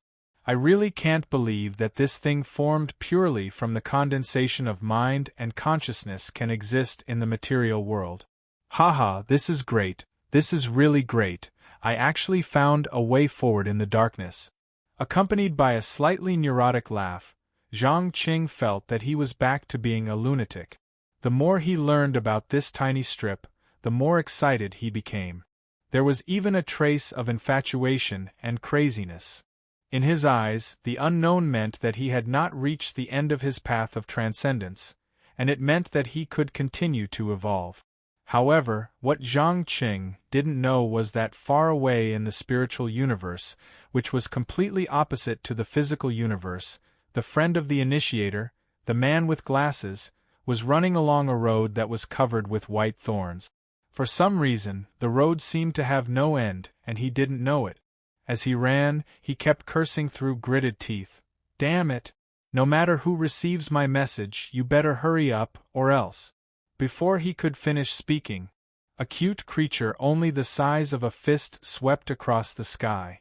Not far away, a giant beast bigger than a mountain saw it and immediately curled up in fear, trembling as if it had encountered a terrible natural enemy. The cute fist-sized creature immediately swooped down, opened its mouth, and let out an ear-piercing shriek, and then slammed into the giant beast. Logically speaking, a collision like this should not cause any damage at all. However, in this world where everything was determined by the mind, the giant beast did not even last a second before it was smashed into pieces, turning into white light that filled the sky. Wonderful Book House. Chapter 1187. The cute creature opened its mouth, and kept shuttling in the air like a greedy bird, swallowing all the scattered light spots into its stomach. When the last ball of light was swallowed, its body expanded countless times in an instant. Then, it returned to its original state. An extremely satisfied expression appeared on its face. It wobbled and left the endless thorny forest. Horrifying! Strange! The bespectacled man suppressed the fear in his heart and carefully walked out of his hiding place. He let out a sigh of relief and laughed bitterly at himself. It's too scary. Looks like I still know too little about this universe, and it's completely different from the laws of the material world. There's no pattern at all. After saying that, he took out a crudely shaped stone knife and gently cut a section of the vine. He then aimed his mouth at the crack and sucked in mouthfuls of the milky white juice. In the blink of an eye, his body seemed to have been replenished by some kind of energy, and the parts that were originally transparent became solid once again. There was no doubt that the milky white juice was like food in the material world that could replenish a large amount of mental energy. In order to enter this magical world, the bespectacled man had abandoned his body and even the brain that he was proud of. He thought that he could rely on his intelligence to deal with all dangers like before. But now he realized that he was wrong and very wrong. All experience and knowledge would not be of any use here. The only thing that could be used here was unwavering faith and the purest and most primitive madness in his heart. After resting for a few minutes, the bespectacled man took a deep breath and began to move into the depths of the thorny forest again. After such a long period of observation, he understood that there was no place that was safe, and every corner could have unexpected situations and accidents at any time. At the same time, Zhang Qing also discovered some of the mysteries of the spiritual universe from the strips, especially the hidden coordinates that aroused his great interest. A space outside of all dimensions? A universe that's dominated by mental energy? He looked at the runes that flickered with silver light and had a thoughtful expression on his face. One must know that although the universe was also multidimensional, it was still based on matter and energy. There would never be a space that was completely composed of mental energy. At most, it would be affected by mental energy. This was because spirit belonged to nothingness, something that was completely detached from material existence. However, he did not recklessly rush to the corresponding coordinate. Instead, he sat down alone and fell into deep thought. First, he needed to determine whether this thing was some kind of prank, a plot against him, or if it really existed. Secondly, what kind of connection did the so-called spiritual universe have with the current universe? Would he encounter any danger if he entered? Finally, and most importantly, he had to find a way to break through the barriers of matter and break free from the restraints of the material universe. Obviously, none of these things were simple. They all required a lot of time to try and verify. Just as he was hesitating where to start, a powerful force suddenly tore through space violently and squeezed in from the other side. "Ah, so you were hiding here." Along with the familiar voice, the initiator, who had disappeared for a while, finally reappeared. However, unlike the last time, he was now exuding an aura that was incompatible with his surroundings, as if he was isolated from a certain boundary. "It's you." Zhang Qing raised his eyebrows in surprise. The initiator nodded. "That's right. It's me. It seems like you've also received a message from the spiritual universe, haven't you? You know about this thing?" Zhang Qing's eyes glowed slightly. He raised his head and looked into the initiator's eyes, as if trying to determine if he was lying. Unfortunately, whether it was his demeanor, tone, or expression, he could not find any trace of lying. On the contrary, he could feel the complex emotions in the initiator's heart. It was an intense conflict in choice. "Of course I know, because it was sent by my best friend. How about it? Are you interested in joining forces with me again? Completely give up your power and identity as a ruler, and even your life, and head to that spiritual world to explore?" The initiator did not speak too much nonsense like before and directly offered an invitation. In order to find out the truth, he immediately brought the strip-shaped object to the laboratory at the center of the huge maze, trying to decipher the information that might be hidden within. In particular, the small line of words at the top was clearly some kind of technology that directly connected to the spirit. No matter who saw it, it would automatically be converted into a language and words that they could understand. In just a short while, the words on the strip-shaped object had changed into hundreds of thousands of words, and it seemed like it could continue to change endlessly. After all, the knowledge that the rulers possessed covered the billions of civilizations in the entire material universe. There was no language that they could not understand or read. This also meant that this small object could unknowingly explore one's memories and thoughts, and then react accordingly. Unbelievable! I really can't believe that this thing formed purely from the condensation of spirit and consciousness can exist in the material world.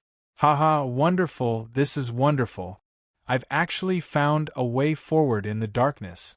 Accompanied by a slightly neurotic laugh, Zhang Qing felt that his former crazy self had returned.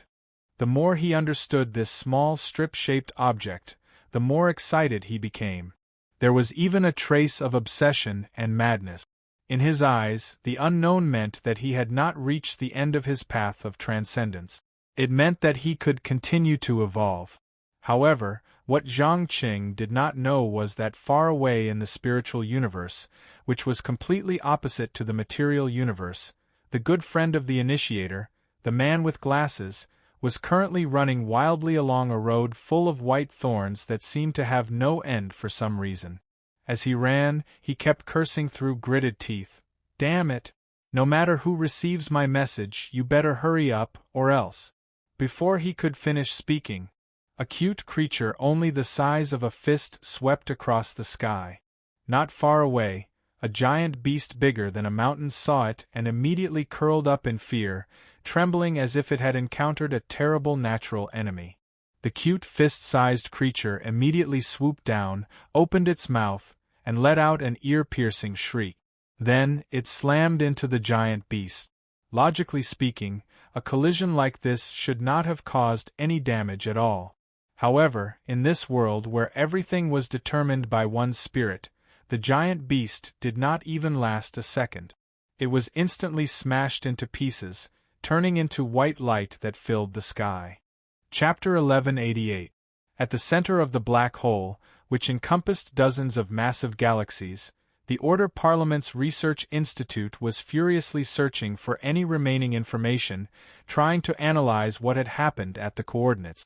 It was to the extent that the sovereigns all maintained their silence, unwilling to divulge even the slightest bit of what they had seen.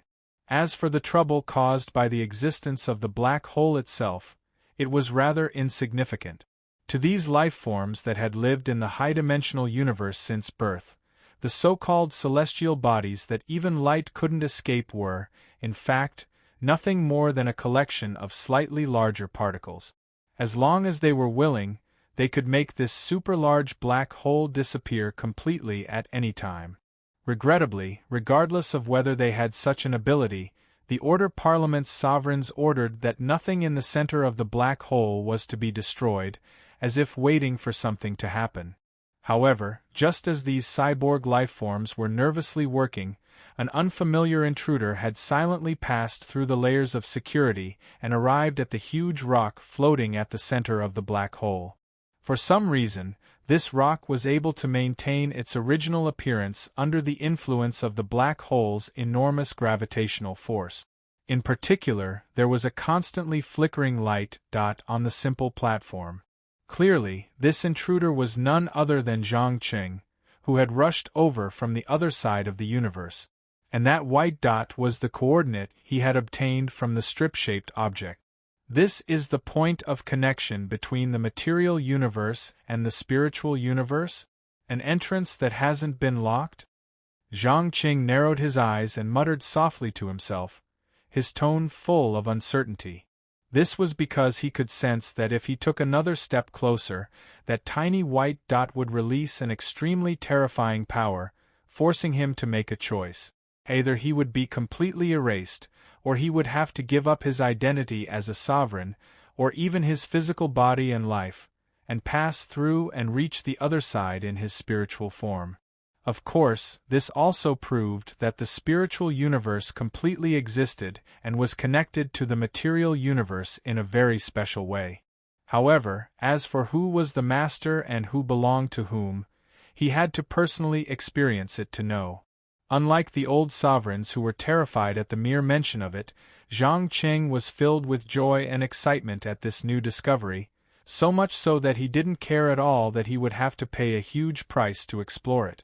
This was because he already understood the nature of the sovereigns and where their powerful strength came from. However, he still didn't know anything about this spiritual universe that the sovereigns loathed and even feared. It was a complete blank. "You really came. As the familiar voice rang in his ears, the initiator walked out of his hiding spot and casually crushed a working cyborg to death. After disintegrating the corpse into particles and destroying it, he pointed at the white light spot and said, "How is it? Do you feel its power? That limitless spiritual power. His spirit is stronger than any sovereign's." "Of course. I'm not blind." Zhang Qing shrugged expressionlessly. "So now, can you give me a definite answer? I've always known that you and I are the same kind of people, the kind that looks completely opposite on the surface but is exactly the same on the inside. We all have strong ambitions and desires in our hearts, as well as endless thirst for knowledge." When he said this, the initiator exuded an unparalleled confidence, as if he wasn't worried about being rejected at all. Zhang Qing smiled and shook his head. "No, you're wrong. I won't give you an answer right now. From your reaction, I can see that your friend's situation is rather bad, so much so that you have to give up on your original plan. You didn't even do any preparation work and want to drag me along with you on this adventure. However, I'm not an idiot. I won't play around with my life for a stranger, or even an enemy. I'll go, but I'll have to wait for a while." "Wait until how long?"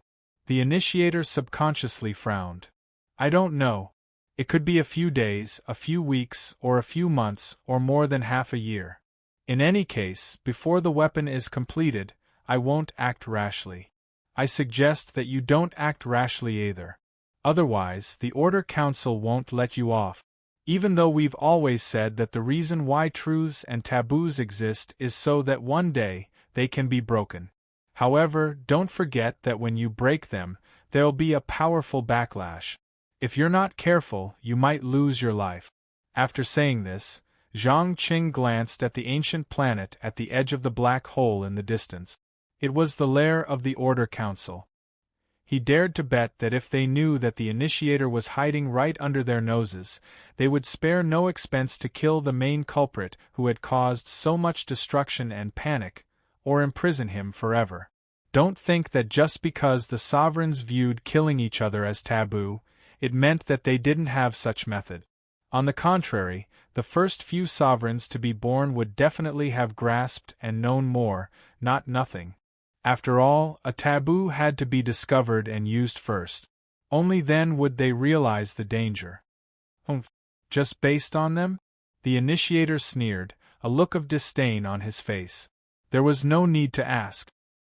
He had already read the contents of the recording device and understood what the sovereigns were truly afraid of.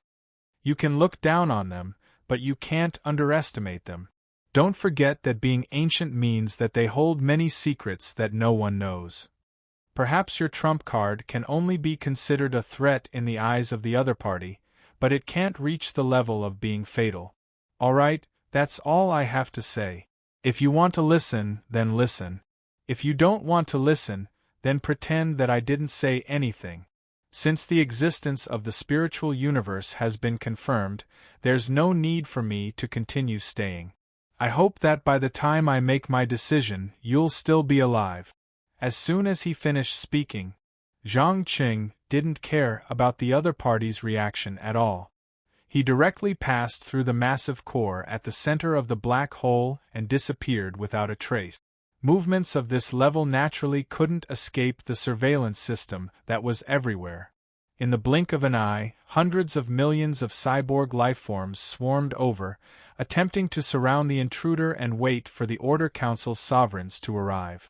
However, the initiator merely waved his hand, and a large expanse of void appeared at the center of the black hole, wildly devouring all matter and energy. In less than a minute, the army that was as numerous as ants disappeared into thin air, and the initiator himself safely retreated before the other sovereigns arrived. Chapter 1189. Damn it! It's him. He's been here. That's right. It's that guy's aura. But he seems to have found a helper. Chaos. I can feel the power of chaos. Could he have come to some unspeakable agreement with the Chaos faction? Not long after the initiators left, a few huge balls of light descended from the sky, their bodies exuding boundless power and majesty. It was obvious that they were the highest-ranking members of the Order Parliament, the rulers who represented the ultimate order of the material universe. Obviously, when they heard the alarm, they immediately put down what they were doing and rushed over. Unfortunately, they were still a step too late. Looking at the light that made the rulers extremely uncomfortable and even fearful, one of them couldn't help but suggest, "We can't wait any longer. We have to eliminate the threat first. I think we should focus on destroying this connection point first, or that lunatic will definitely use it to deal with each and every one of us." "No. We can't destroy it. Don't tell me you haven't learned your lesson, or have you forgotten what happened the last time we did this? The universe is a cycle that can't be interrupted. Once there's a problem with the cycle, all the rulers will die. Our power and eternity are given to us by the material universe, so it can't be damaged no matter what." Another ruler retorted sternly. "Cycle? You still have the face to mention this word? If I remember correctly, it was your reckless behavior that caused the collapse of one of the key points of the cycle. You almost killed all of us, and we still haven't recovered yet." The former began to bring up the past without mercy. As old acquaintances who had lived for who knew how long, they understood each other very well. Hence, there wasn't the slightest hint of euphemism in their words, and everything was straightforward. Seeing that the two of them were about to quarrel, the leader of the rulers couldn't help but yell, "Enough! Now isn't the time for infighting. We can't destroy the connection point for now.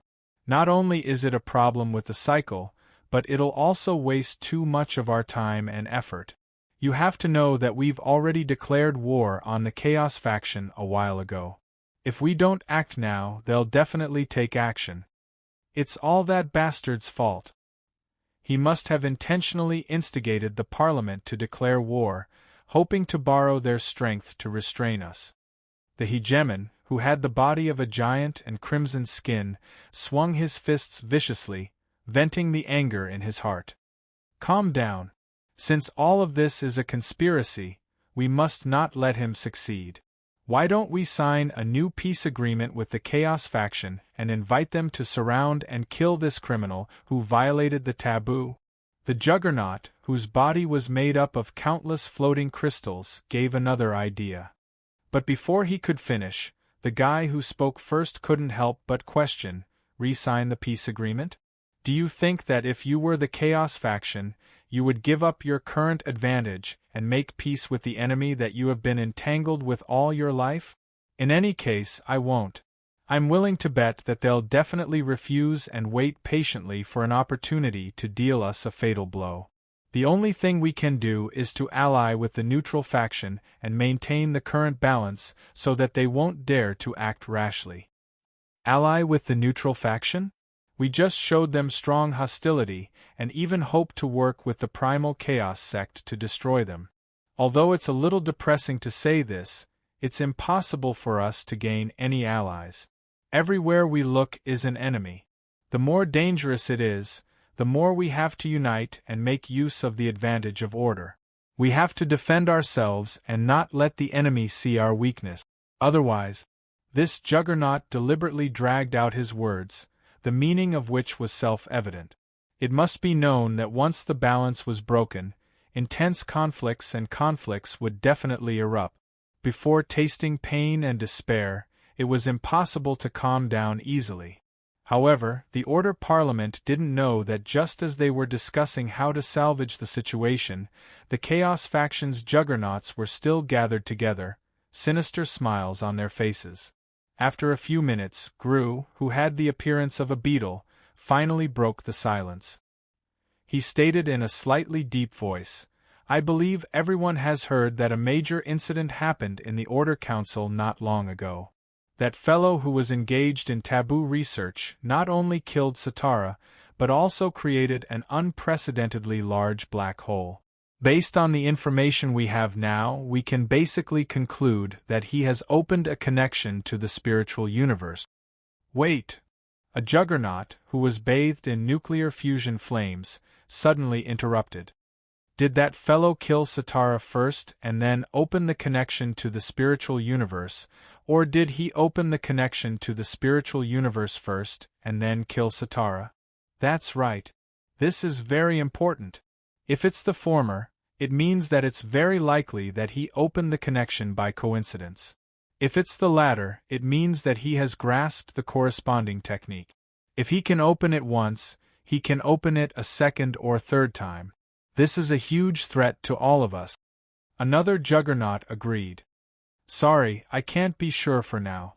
Gru sighed helplessly.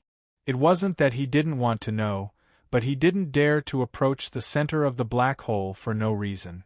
After all, the two factions were already in a state of war to a certain extent. Who knew what would happen if he approached? What about our newcomer? Didn't he say anything? You must know that there's some kind of connection between the two of them. It can even be said that they're telepathic. The leader of the Chaos faction stretched out a finger that resembled a dragon's claw and lightly tapped the ground. Maybe he knows, maybe he doesn't. Regarding this point, he didn't give a clear answer himself. However, I think that he's almost certain that the newcomer will go back to find him. Gru thought for a moment and gave a rather vague answer. If that's the case, why don't we use the newcomer as bait to lure the guy who caused such a huge commotion? As long as we capture him, we'll be able to learn the secrets of countless Order factions. We might even be able to instigate one or two of them. After all, there are two fellows whose confidence in Order has been shaken. It's time to help them. Ha ha ha ha. Well said. The universe must be chaotic. Only chaos can ensure that the cycle of eternity continues. Leave the matter of instigation to me. I really hope to see the day when the Order faction falls apart. Chapter 1190. The overt and covert struggles between the rulers did not affect Zhang Cheng's plan. To be precise, when he returned to that remote planet, he discovered that the second god had already awakened. She began to perform miracles in the sky above a city near the south of the continent, attracting a large number of believers. Unlike the dark goddess Musa, this god was rather high-profile. She even demanded that the true ruler of the city acknowledge the church's position, or she would threaten divine punishment. No matter how noble a family was, they were still mortals in front of a god. In the end, the ruler of the city shrank back and voluntarily gave up his power, choosing to flee with his wealth and family. This was because the fanatical religious atmosphere had completely overturned the thousands of years of noble tradition. Instead, it became a matter of whether one's faith was pious enough. Some idiots, even if they did not have any abilities, could still be promoted to a relatively high position by the gods as long as they contributed enough power of faith. Simply put, money and power had all lost their original value. A new set of rules based on faith was replacing the old, becoming the new order of the entire world. It had to be said that this change was a wake-up call for all the nobles who were used to being high and mighty. Even those who had originally intended to support other church forces and use them to get rid of the dark goddess started to crazily suppress the spread of religion in their own territories at all costs, regardless of whether the other party had the support of a true god or not. The foolish actions of these fellows fully proved that no ruler would be willing to hand over their power, even if they clearly knew that doing so would lead to extremely serious consequences. Clearly, the terrifying thing about religion was its powerful ability to incite and brainwash. It made the majority of ordinary people who were not very smart to begin with give up thinking and wholeheartedly give their spirit and faith to the so-called God. For the will of their God, believers would often do anything, even if it meant sacrificing themselves. As a matter of fact, not long after the suppression began, the churches began to gather the power at hand, pulling together one team after another, bypassing the important cities protected by tall walls to attack the manors and caravans of the nobles. There was no head-on confrontation as expected. Moreover, no voter would be so stupid as to let ordinary people who had not undergone any training engage in a battle with experienced professional soldiers. On the contrary, The annihilation of Dark Church made them realize that they absolutely shouldn't confront powerful enemies head-on. Instead, they should rely on the advantage of being constantly on the move to attack the manors, workshops, and caravans used by the nobles to produce wealth and tax. In this way, ordinary people who did not have much combat experience would be slowly trained. At the same time, they could also seize large amounts of resources and equipment through raids, slowly turning amateur soldiers into professional soldiers. Not only could he preserve his strength, but he could also continuously strengthen himself. Anyone who wasn't an idiot would know what to choose. What's more, the infrastructure of this continent was so backward. After leaving the major cities and transportation networks, most of the rural areas were nothing but muddy road. When the weather was good, they could still make do with it. But once it was cloudy and raining, the large amount of mud would exhaust all of the passers-by's physical strength and energy. If it took a few more days, even if their morale was high when they set off, it would instantly drop to the bottom.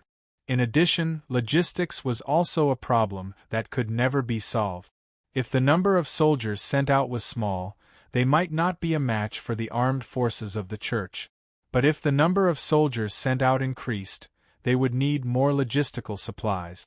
At this time, the muddy road would become an insurmountable moat. As long as they sent out a dozen small teams to harass them day and night, they would take advantage of the chaos to set fire to the grain that had been loaded for generations. When the enemy's grain was about to be eaten, they would naturally retreat obediently.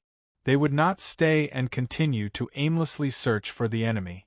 Guerrilla warfare was always the most troublesome tactic for the regular army. Even if they entered the era of firearms, those guerrillas full of mountains and jungles could still make a powerful military empire like the United States lose face. Not to mention this kind of extremely backward cold weapon warfare. Looking at the image transmitted back from the magic mirror, Zhang Qing couldn't help but slightly raise the corner of his mouth. He smiled and muttered to himself, "Religion and God are indeed the natural enemies of all civilizations. As long as they exist, the progress of knowledge and technology will become extremely slow or even completely stagnate. After all, in the eyes of God, the development of knowledge and technology means that rationality will dominate society, and the number of non-believers will skyrocket. But on the other hand, regardless of whether knowledge or technology advances, intelligent life is still intelligent life. No matter how stupid or ignorant they are, they can still provide faith. Therefore, in the eyes of God, they hope that their believers will never become intelligent." You're right. With the appearance of these gods and religions, the original order has entered the countdown to collapse. At most, in a few years or even a dozen years, the era of God will descend. Perhaps you should urge the Dark Goddess; she will soon lose the right to choose. Isolde, who was standing at the side, carefully reminded him.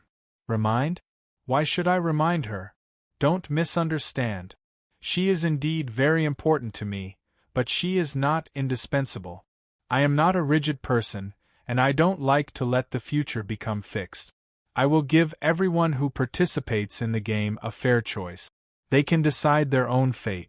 Zhang Qing stroked his chin and explained in detail. He only needed to inject a soul into the tree of chaos. As for who this soul was, it didn't matter at all. If the Dark Goddess Musa gave up her last chance, she would probably die completely. Just as Isolde was about to open his mouth to say something, a violent explosion suddenly sounded from the top of the Tree of Chaos. It was the aftermath of the collision between two powerful gods. It seemed to tear the sky apart, revealing an incomparably deep and dark universe. Isolde rushed to the balcony in shock, his eyes wide as he looked at the incomparably magnificent scene in the distance. His voice was full of uncertainty. "Ah, it's finally begun. The two gods are fighting over the ownership of the fruit of chaos. I knew they would not refuse such a temptation, even if they knew it could be a huge trap." "Then what do you plan to do?" Isolde asked cautiously. Zhang Qing smiled and shook his head. "No, we won't do anything. We'll just quietly watch the show. No matter who wins in the end, the winner will always be me. Chapter 1191. Boom.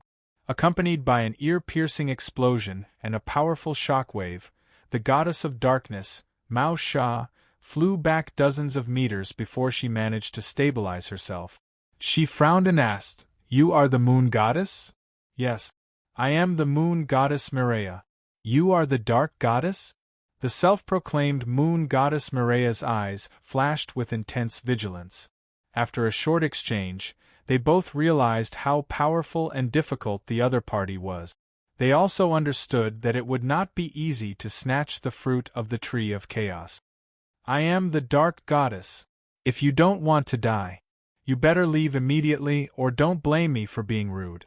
Realizing that she could not easily achieve her goal through violence, Mao Sha immediately began to threaten her, trying to scare her away. Unfortunately, the moon goddess Mireia was not a fool. Not only did she not have the intention to leave, she even took a step forward and provoked. "Who do you think you are? The Supreme Creator? No. You are the same as me. We are both gods born from the faith of the mortals on this planet. In terms of power, there is not much difference. Besides, you can't beat me. When night falls and the moon hangs in the sky, it will be the beginning of your defeat." There was no need to ask. The moon goddess was at her strongest at night. At that time, the moonlight would endlessly bring her strength and recovery ability. Any smart god would choose to avoid it instead of foolishly fighting in the opponent's home field. However, Mao Sha immediately sneered and retorted, "You think the night is your advantage? Idiot! I am the dark goddess. Once the sun sets, the entire world will belong to me.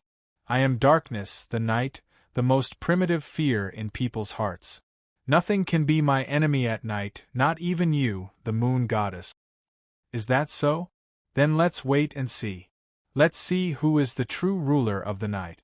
The moon goddess Mireia stroked her long silver hair that was as white as moonlight.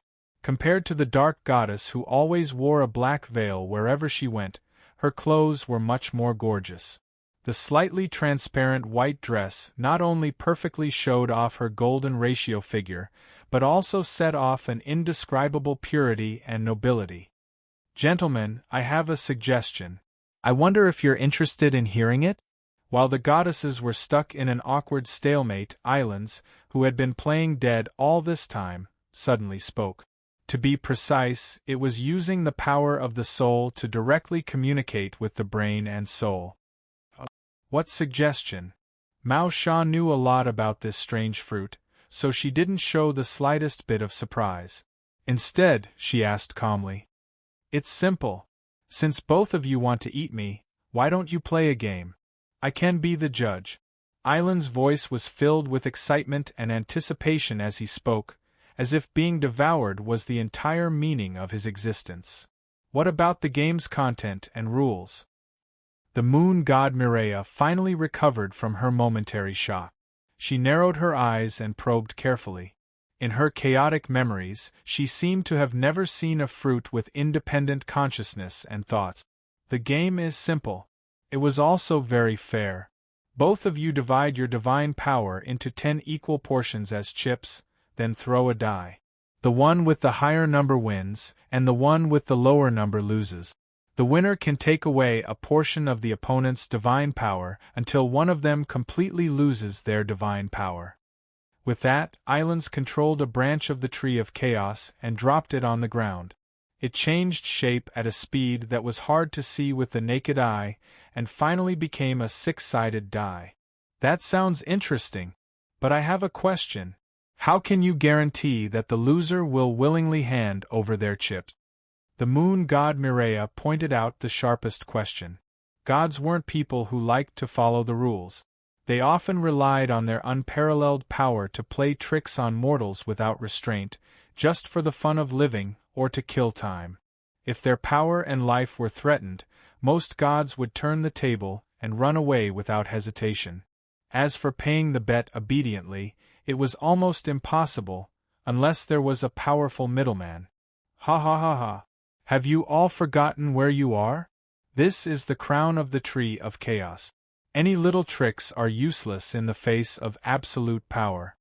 Islands laughed wildly as he controlled the vines to lock the legs of the goddesses with lightning speed.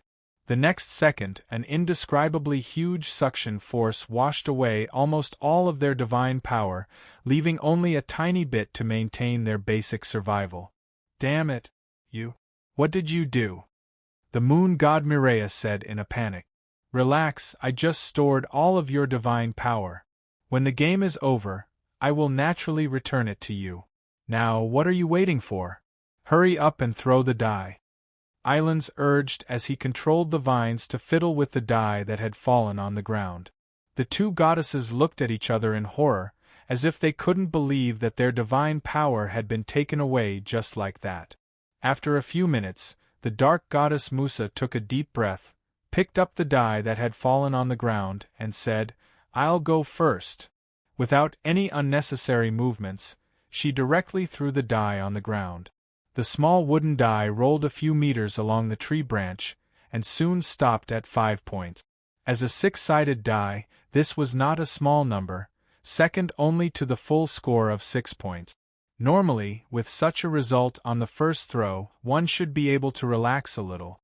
However, Musa did not dare to let her guard down at all. She stared nervously at the die that the other party had picked up and held in his hand. This was not a gamble in the ordinary sense. It was an ultimate duel where one's life, future, and fate were at stake.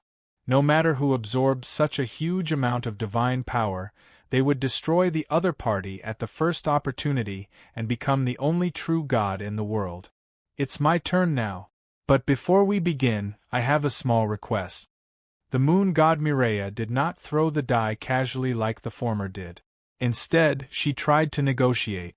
Unfortunately, Islands refused without even thinking about it. "Sorry, I don't accept any additional conditions.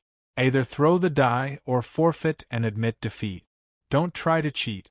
This is the power of the Tree of Chaos, a treasure that can interfere with the relationship between energy and mass." Sigh, all right, then let's begin. I hope my luck isn't too bad. The moon god Mireia sighed and threw the die out casually. After a few rolls, the die that came out on top was a 6. Chapter 1192. Ah. It seems that the moon goddess has won the first round. According to the agreement, 1/10 of your divine power belongs to her. With that, Islands did not hesitate to control the vines and injected a portion of divine power into the moon goddess's body. Instantly, a faint divine radiance radiated from Mireia's body.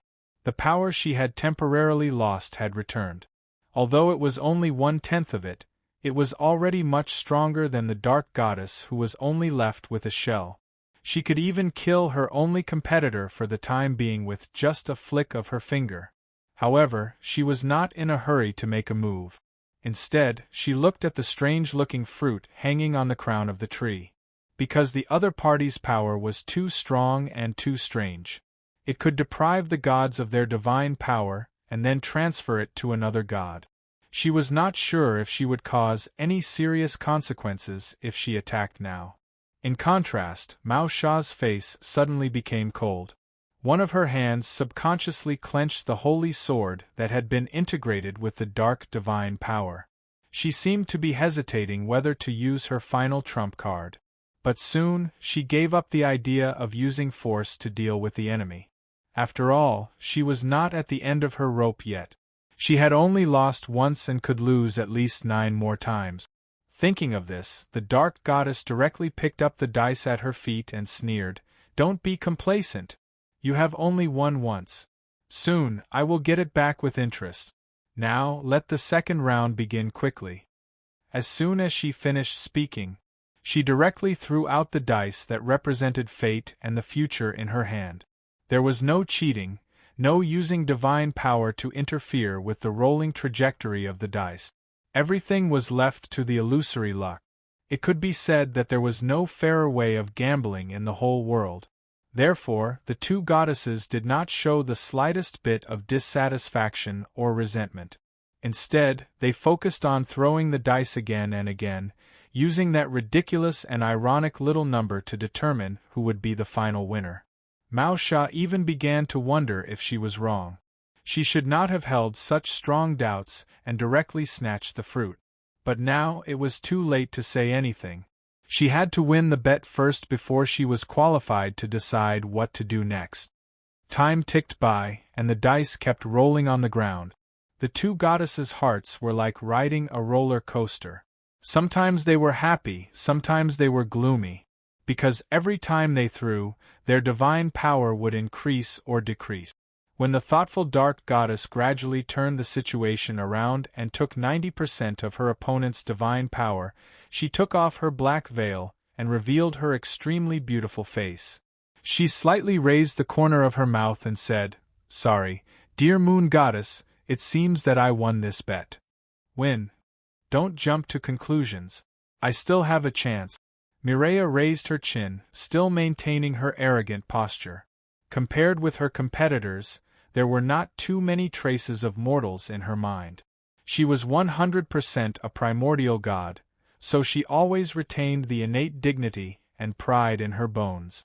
Even in the face of death, he would never abandon his dignity as a god. Mireya, Mireya, Mireya, Mireya's Mireya, Mireya. Because as long as one wasn't a fool, they would understand that if one of the goddesses absorbed all of her opponent's power, then she could easily crush her opponent like a mortal after the bet was over. As you wish. The moon goddess didn't seem to care about her impending death. She casually threw the dice. After rolling a few times, the small six-sided dice finally stumbled to a stop. The number on top was the smallest one. Seeing this, the dark goddess suddenly burst into laughter. "Ha ha ha ha. It seems that your fate has been decided, hasn't it? I'm very sorry. Although this was not my intention, your actions have made us enemies, enemies that will not rest until one of us is dead. To be honest, I have always been curious about where the souls of gods go after they are killed. Today, I can finally experience it for myself." After saying this, she immediately picked up the dice and threw it out as fast as she could. Without any surprise, she won with 3 points. Game over. The winner is the dark goddess Mireya. Islands straightforwardly announced the result. At the same time, he injected the last of his divine power into the winner's body. Feeling the divine power in her body that had nearly doubled, Mireya suddenly raised her hand and grabbed the moon goddess by the neck. She said in a cold and emotionless tone, "Farewell, my dear. You shouldn't have come here, and you shouldn't have had any ideas about that fruit. No. You don't understand at all. As a god, how can I not resist the temptation of having enough power to control the entire world? Not only me, those ancient gods that are about to awaken from the bell of chaos will fight for it. Let me give you a small suggestion. If you haven't decided whether to take the fruit or not, then use all your power to suppress the churches and believers of other gods. Kill every mortal that calls their names. Otherwise, you will soon see many powerful enemies appear." After saying this, the moon goddess slowly closed her eyes and waited for death to come. As a primordial god, she was not afraid of death. Similarly, she would not be truly killed. At least, she would not be truly killed by the dark goddess who was also a god. As long as those ancient shrines and ruins were still preserved in this world, and there were still people who remembered her name, she would have a chance to be resurrected again. Thank you for your advice. I will seriously consider it. As the last word left her mouth, a powerful divine power burst out from Mireya's hand. It immediately broke the moon goddess' body and spirit. Because it was night, the white beam of light shot up into the sky. It could be seen clearly even from tens of kilometers away. At the same time, the moon hanging in the sky seemed to be sad for Mireya's death. It became more and more transparent and finally disappeared from the night sky completely. At this moment, all the mortals who believed in the moon goddess felt unprecedented sadness and loss without exception. It was as if the most important thing in the depths of their souls had been lost forever. At the same time, the statues enshrined in the shrines either collapsed or shed bright red tears of blood. The death of a real god was far more terrifying and shocking than most ordinary people could imagine. It would even trigger a series of abnormalities related to the priesthood. In this world, the moon would not appear in the sky again for at least a year. Because this moon did not represent a satellite that orbited around a planet.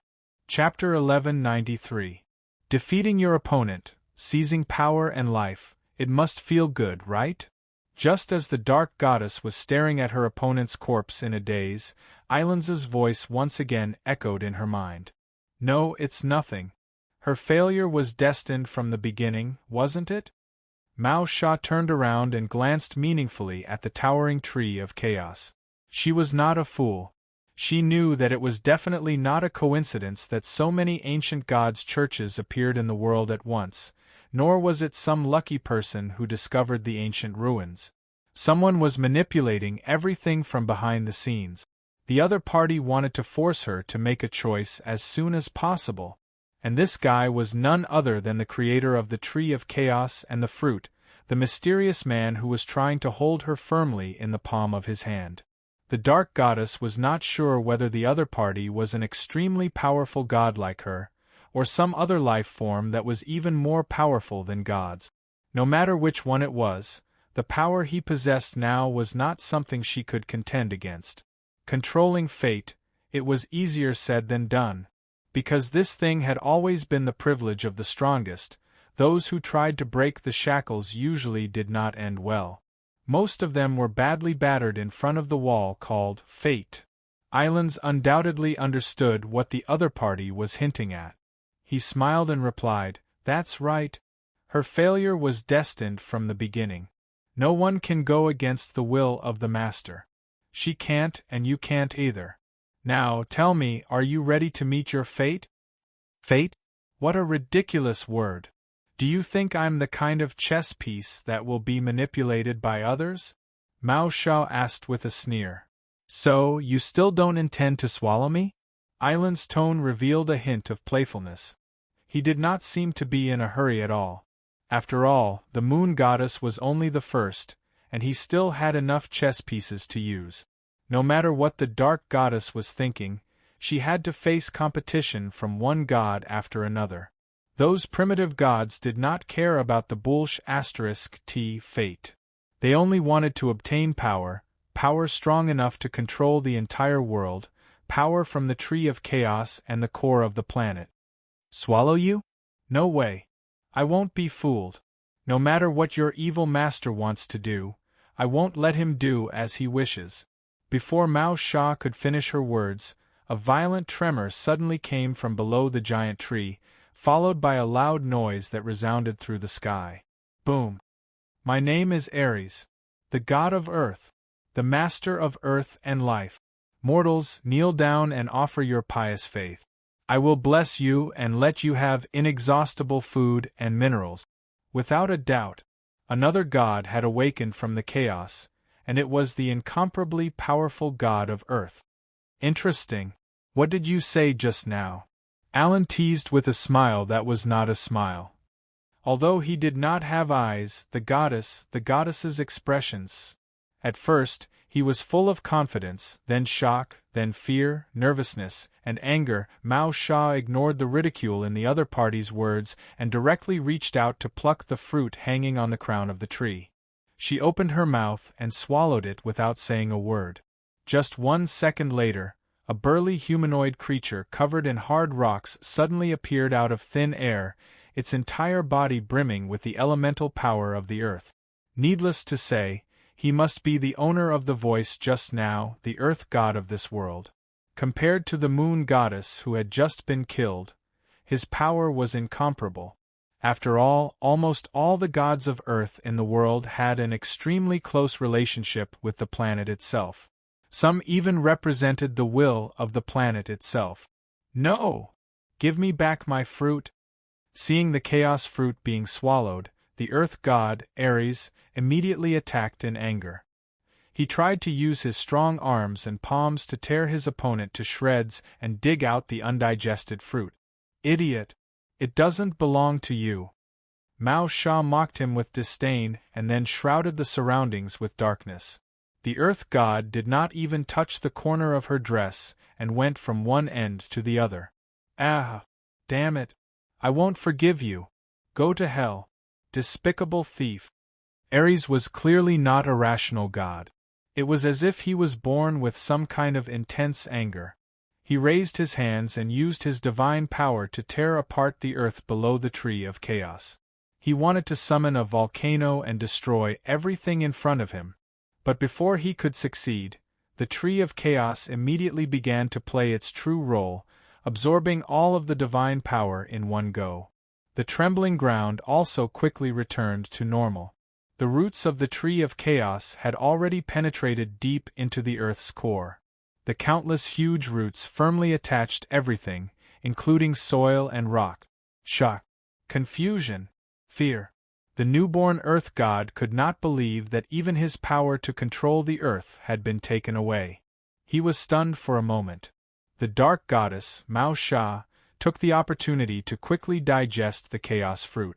She felt the pulse that was closely connected to the entire world. It was as if she could trigger endless destructive power with a raise of her hand. After about a few minutes, she finally withdrew the darkness that shrouded the surroundings. She admired the appearance of the enemy with interest and took the initiative to speak. I can feel the anger and anxiety in your heart. Tell me, Earth God, why are you angry and anxious? Why am I angry? Look at what you have done. Look at what you have twisted the earth under your feet.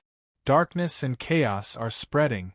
It won't be long before they will permanently change the environment of the entire world. No, I will not allow that to happen. Ares waved his rock-hard arms and roared loudly. So that's how it is. Mao Sha nodded thoughtfully. You are the earth, representing the anger of this world towards the recent changes. But unfortunately, you have found the wrong target to vent your anger on. Believe me, I am not your enemy. On the contrary, we have a common enemy. Who? Who is he? Ares asked impatiently. Do you see this twisted tree of chaos? He is the creator of this tree. He is the source of the chaos and darkness of the entire world. Come, let us work together to defeat him. Only then will the earth under our feet return to normal. Name. Give me his name. Sorry, I don't know his name, but I can take you to see him. Calm down and store up your anger. It won't be too late to explode when you see him. Chapter 1194. The forest was quiet at midnight, and not even the sound of insects could be heard. Only the magic spire standing tall on the flat ground flashed with multicolored halos from time to time. Although it looked so beautiful, anyone with a little understanding would know that this was the most dangerous place in the world. Because there was an incomparably dangerous person living in the room on the top floor of the spire. Normally, even if a righteous person wanted to cause trouble, they would first have to pass through the various monsters hidden in the bushes and shrubs, as well as the powerful alchemy creations. But today, someone finally passed through the layers of blockades and arrived at the main entrance of the spire. Feeling the surrounding forest and earth being distorted by a powerful force, the earth god Ares forcibly suppressed the restlessness and anger in the depths of his heart. He gnashed his teeth and asked, "Is this his home?" Home? The dark goddess Musa lightly shook her head. Sorry, I don't know if a guy like that even has the concept of home. Believe me, he is a monster, a real monster, so we must be extra careful. No matter what kind of monster he is, today he must pay the price for his actions. Listen, the sound of the earth weeping. This world has had enough of his actions. The destruction and distortion must stop, and the chaos must be purified. After saying that, Ares swung his thick arms, jumped up, and smashed the hard walls of the spire. The next second, boom! Countless magical defenses were instantly destroyed. Cracks appeared on the spire at an unbelievable speed. From afar, it looked like a spider web and finally collapsed with a loud bang. Damn it! Are you crazy? Musa stared dumbfounded at the pile of rubble on the ground, her mouth wide open. She couldn't believe that the other party had actually attacked without the slightest bit of hesitation or apprehension. Crazy? No. I'm not crazy. I'm just venting my anger on behalf of this world. Come out, blasphemer, I know you're not dead. The earth god Ares roared loudly at the collapsed ruins. Haha, blasphemer? Are you referring to me? The unharmed Zhang Qing slowly walked out of the rubble with a faint smile on his face, as if he didn't care about what had just happened. That's right. It's you. Look at what you've done. This world is becoming more and more distorted under the influence of your power. It has already deviated from the original correct path. Ares, the god of earth, clenched his fists tightly and assumed a posture as if he could rush up and attack at any time.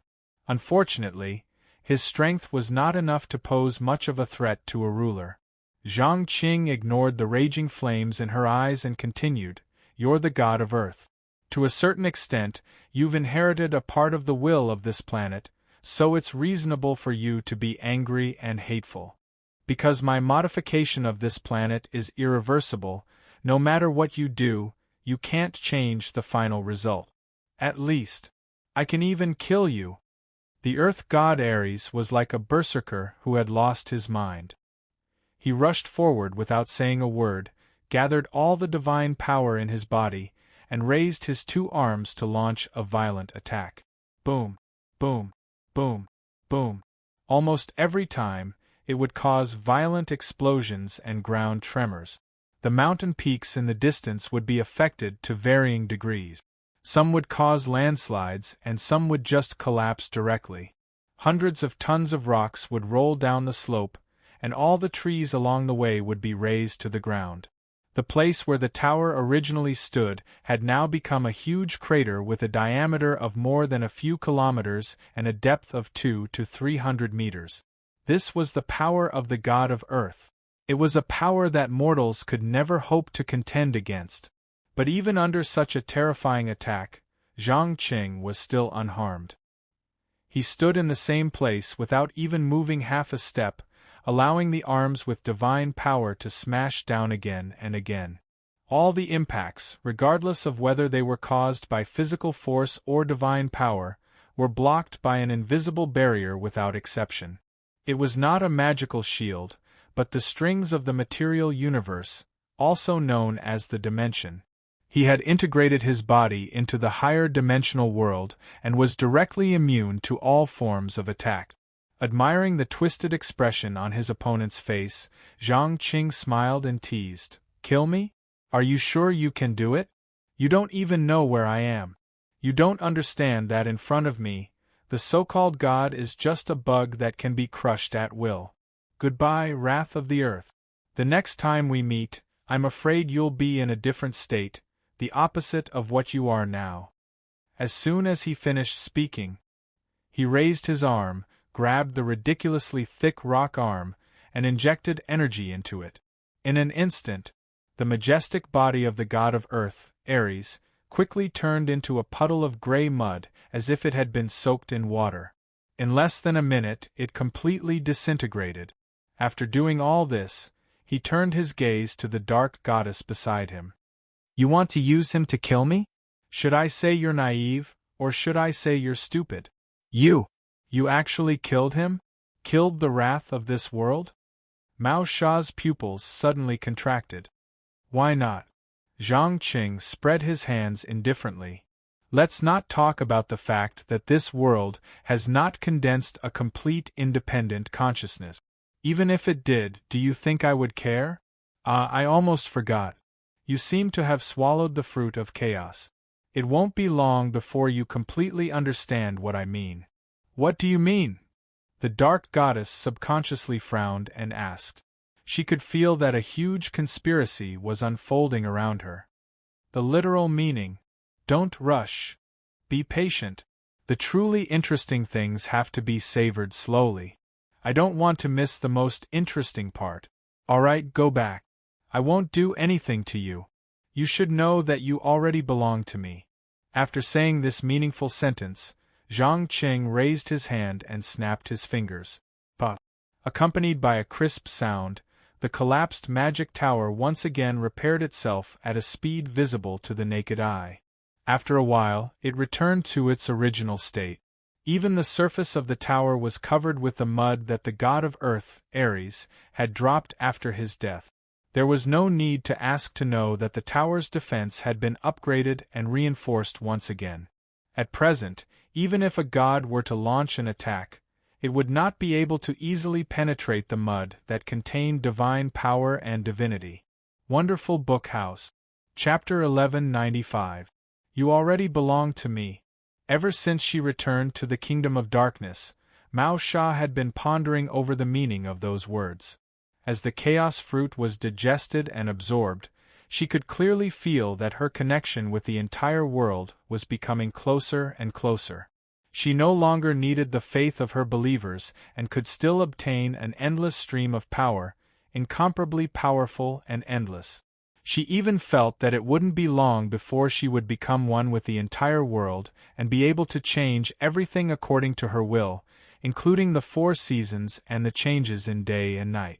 But for some reason, the more powerful she became, the more she could hear some indistinct murmurs.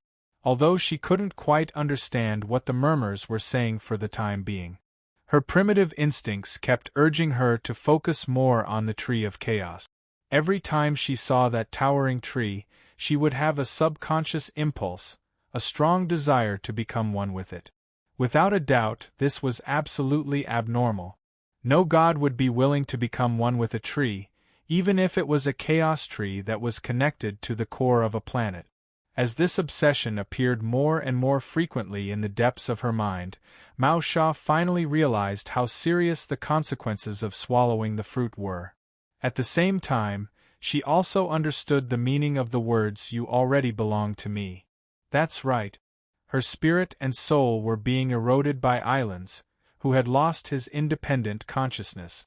Her personality and way of thinking were gradually becoming more and more like him. In particular, her attachment to the Tree of Chaos was incomparable to any other emotion or desire. Damn it! I won't become anyone's thing. No. Never. After another brief moment of absent-mindedness, Mao Sha's crazy roars reverberated in the sky above the Kingdom of Darkness, scaring those believers into hurriedly kneeling on the ground and loudly chanting praises and hymns in an attempt to appease the goddess' anger. Unfortunately, they didn't understand at all why the goddess was angry. At the same time, Zhang Qing, who was in the room on the top floor of the rebuilt magic tower, looked at the images transmitted back from the mirror and couldn't help but smile and sigh. What a strong spirit of resistance. Unfortunately, it's useless. Some things can't be gotten rid of by sheer willpower or resistance. Your extremely beautiful dark soul will definitely become my most precious collection. Master, are you sure you want to let her find a way to break the spell? Isolde, who was standing nearby, asked cautiously. In his eyes, the best way to deal with such a dangerous dark goddess was to imprison her and slowly wear down her will until she completely submitted. Why not?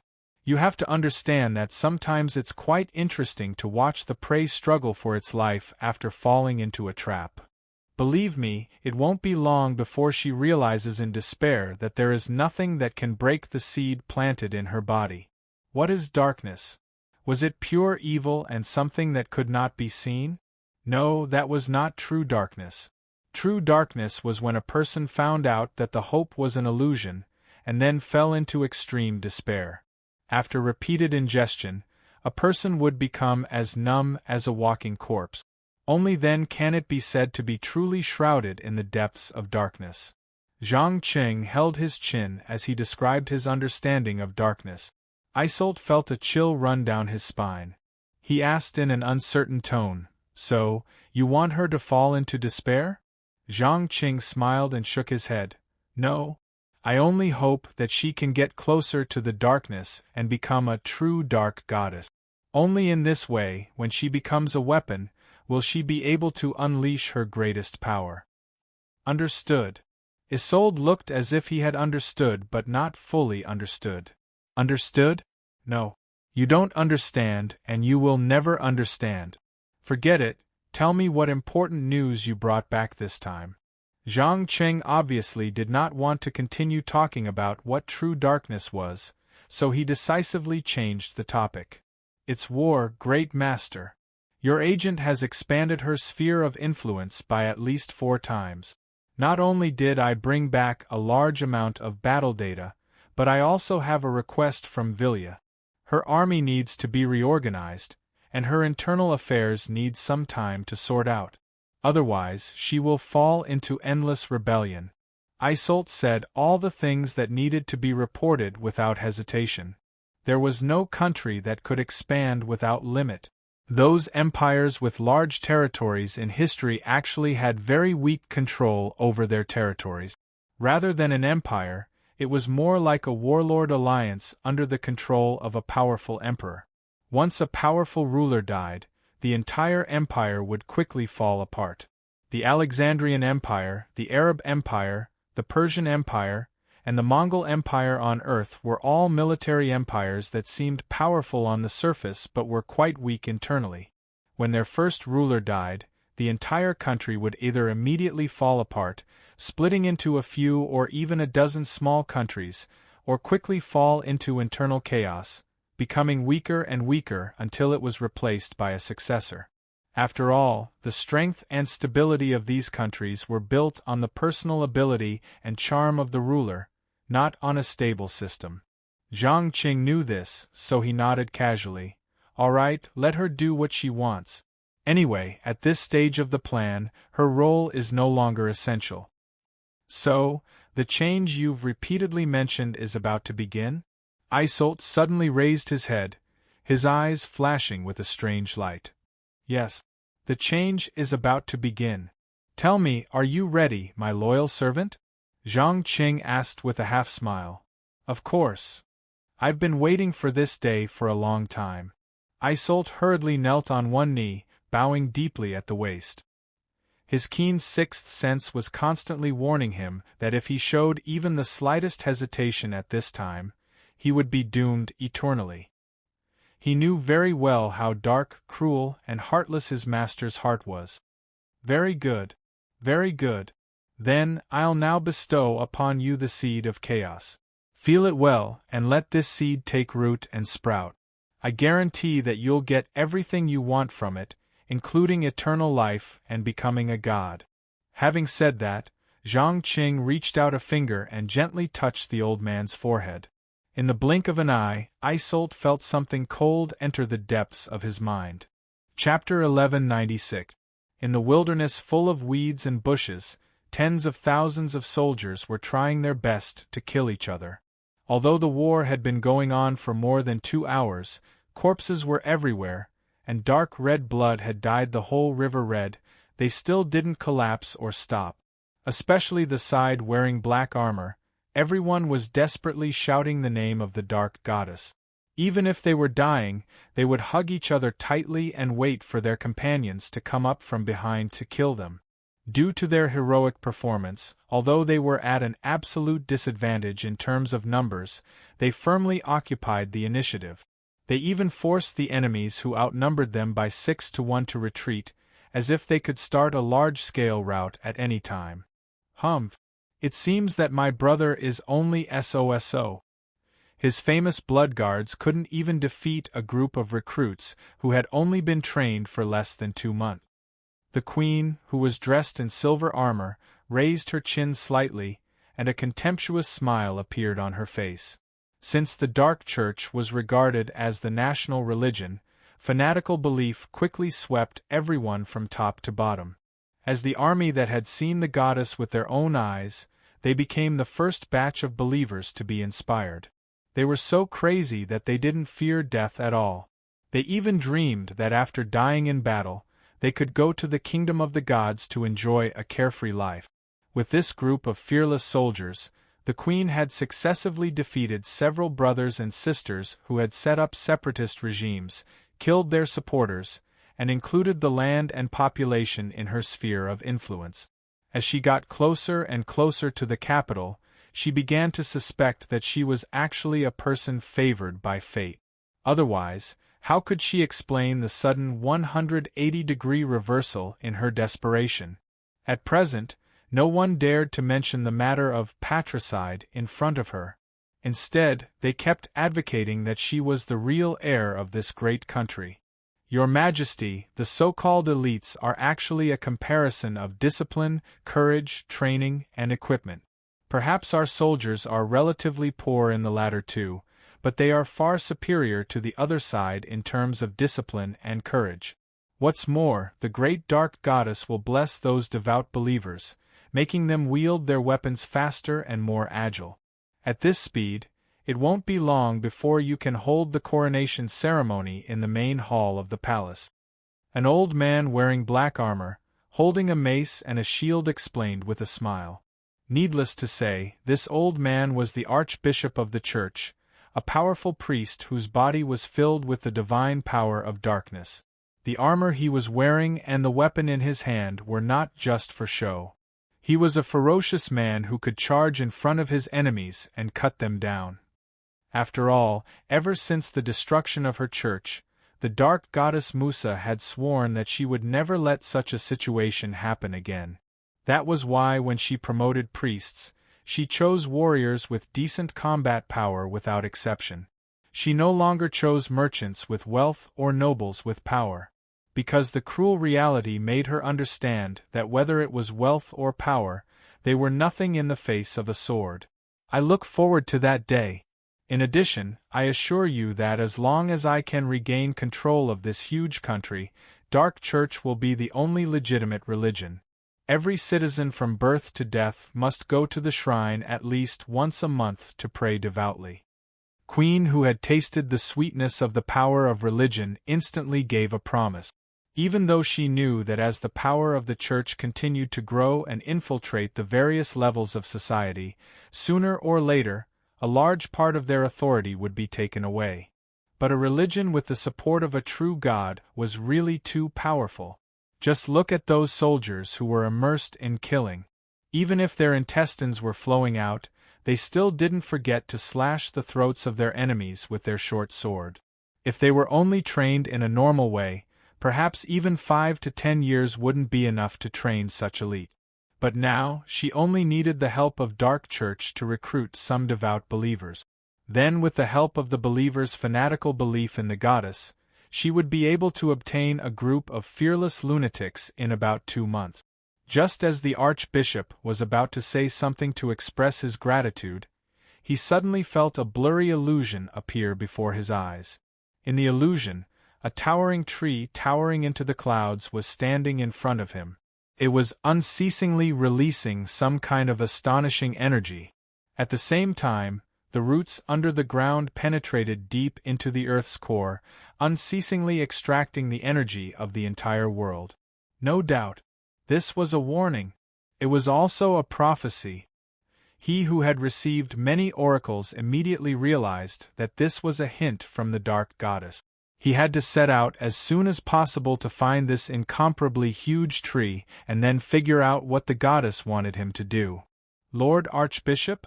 Seeing that the old man didn't respond for a long time, the young queen immediately called out to him. "Ah, I'm very sorry, Your Majesty, I was a little distracted. After all, I'm already an old man who is almost 60 years old, and I often lack energy." The Archbishop lied without batting an eyelid.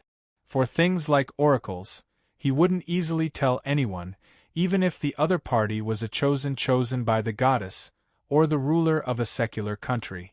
The queen obviously didn't realize that she had missed something. She smiled and nodded.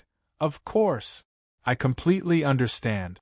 Also, I suggest that you don't wear such heavy armor, or else you'll lose your energy especially quickly." "Hee. Thank you for your considerate suggestion, but wearing armor is the will of the goddess. We must always be prepared for the worst. If you don't mind, can I go to the back and rest for a while?" Saying that, the Archbishop cast his gaze to the back, where the church knights were gathered in the forest. "Please." The queen very generously raised her arm and made an inviting gesture. Without saying anything, the Archbishop took off his helmet and quickly walked into the forest, waving his hand at one of the knight captains. The latter hurriedly put down the water bottle in his hand and quickly ran to the front, asking with a serious face, "Lord Archbishop, is there anything I can do for you?" "No, it's not me, it's the goddess who needs your strength now. Immediately recruit 20 people and search for a towering tree that reaches the clouds.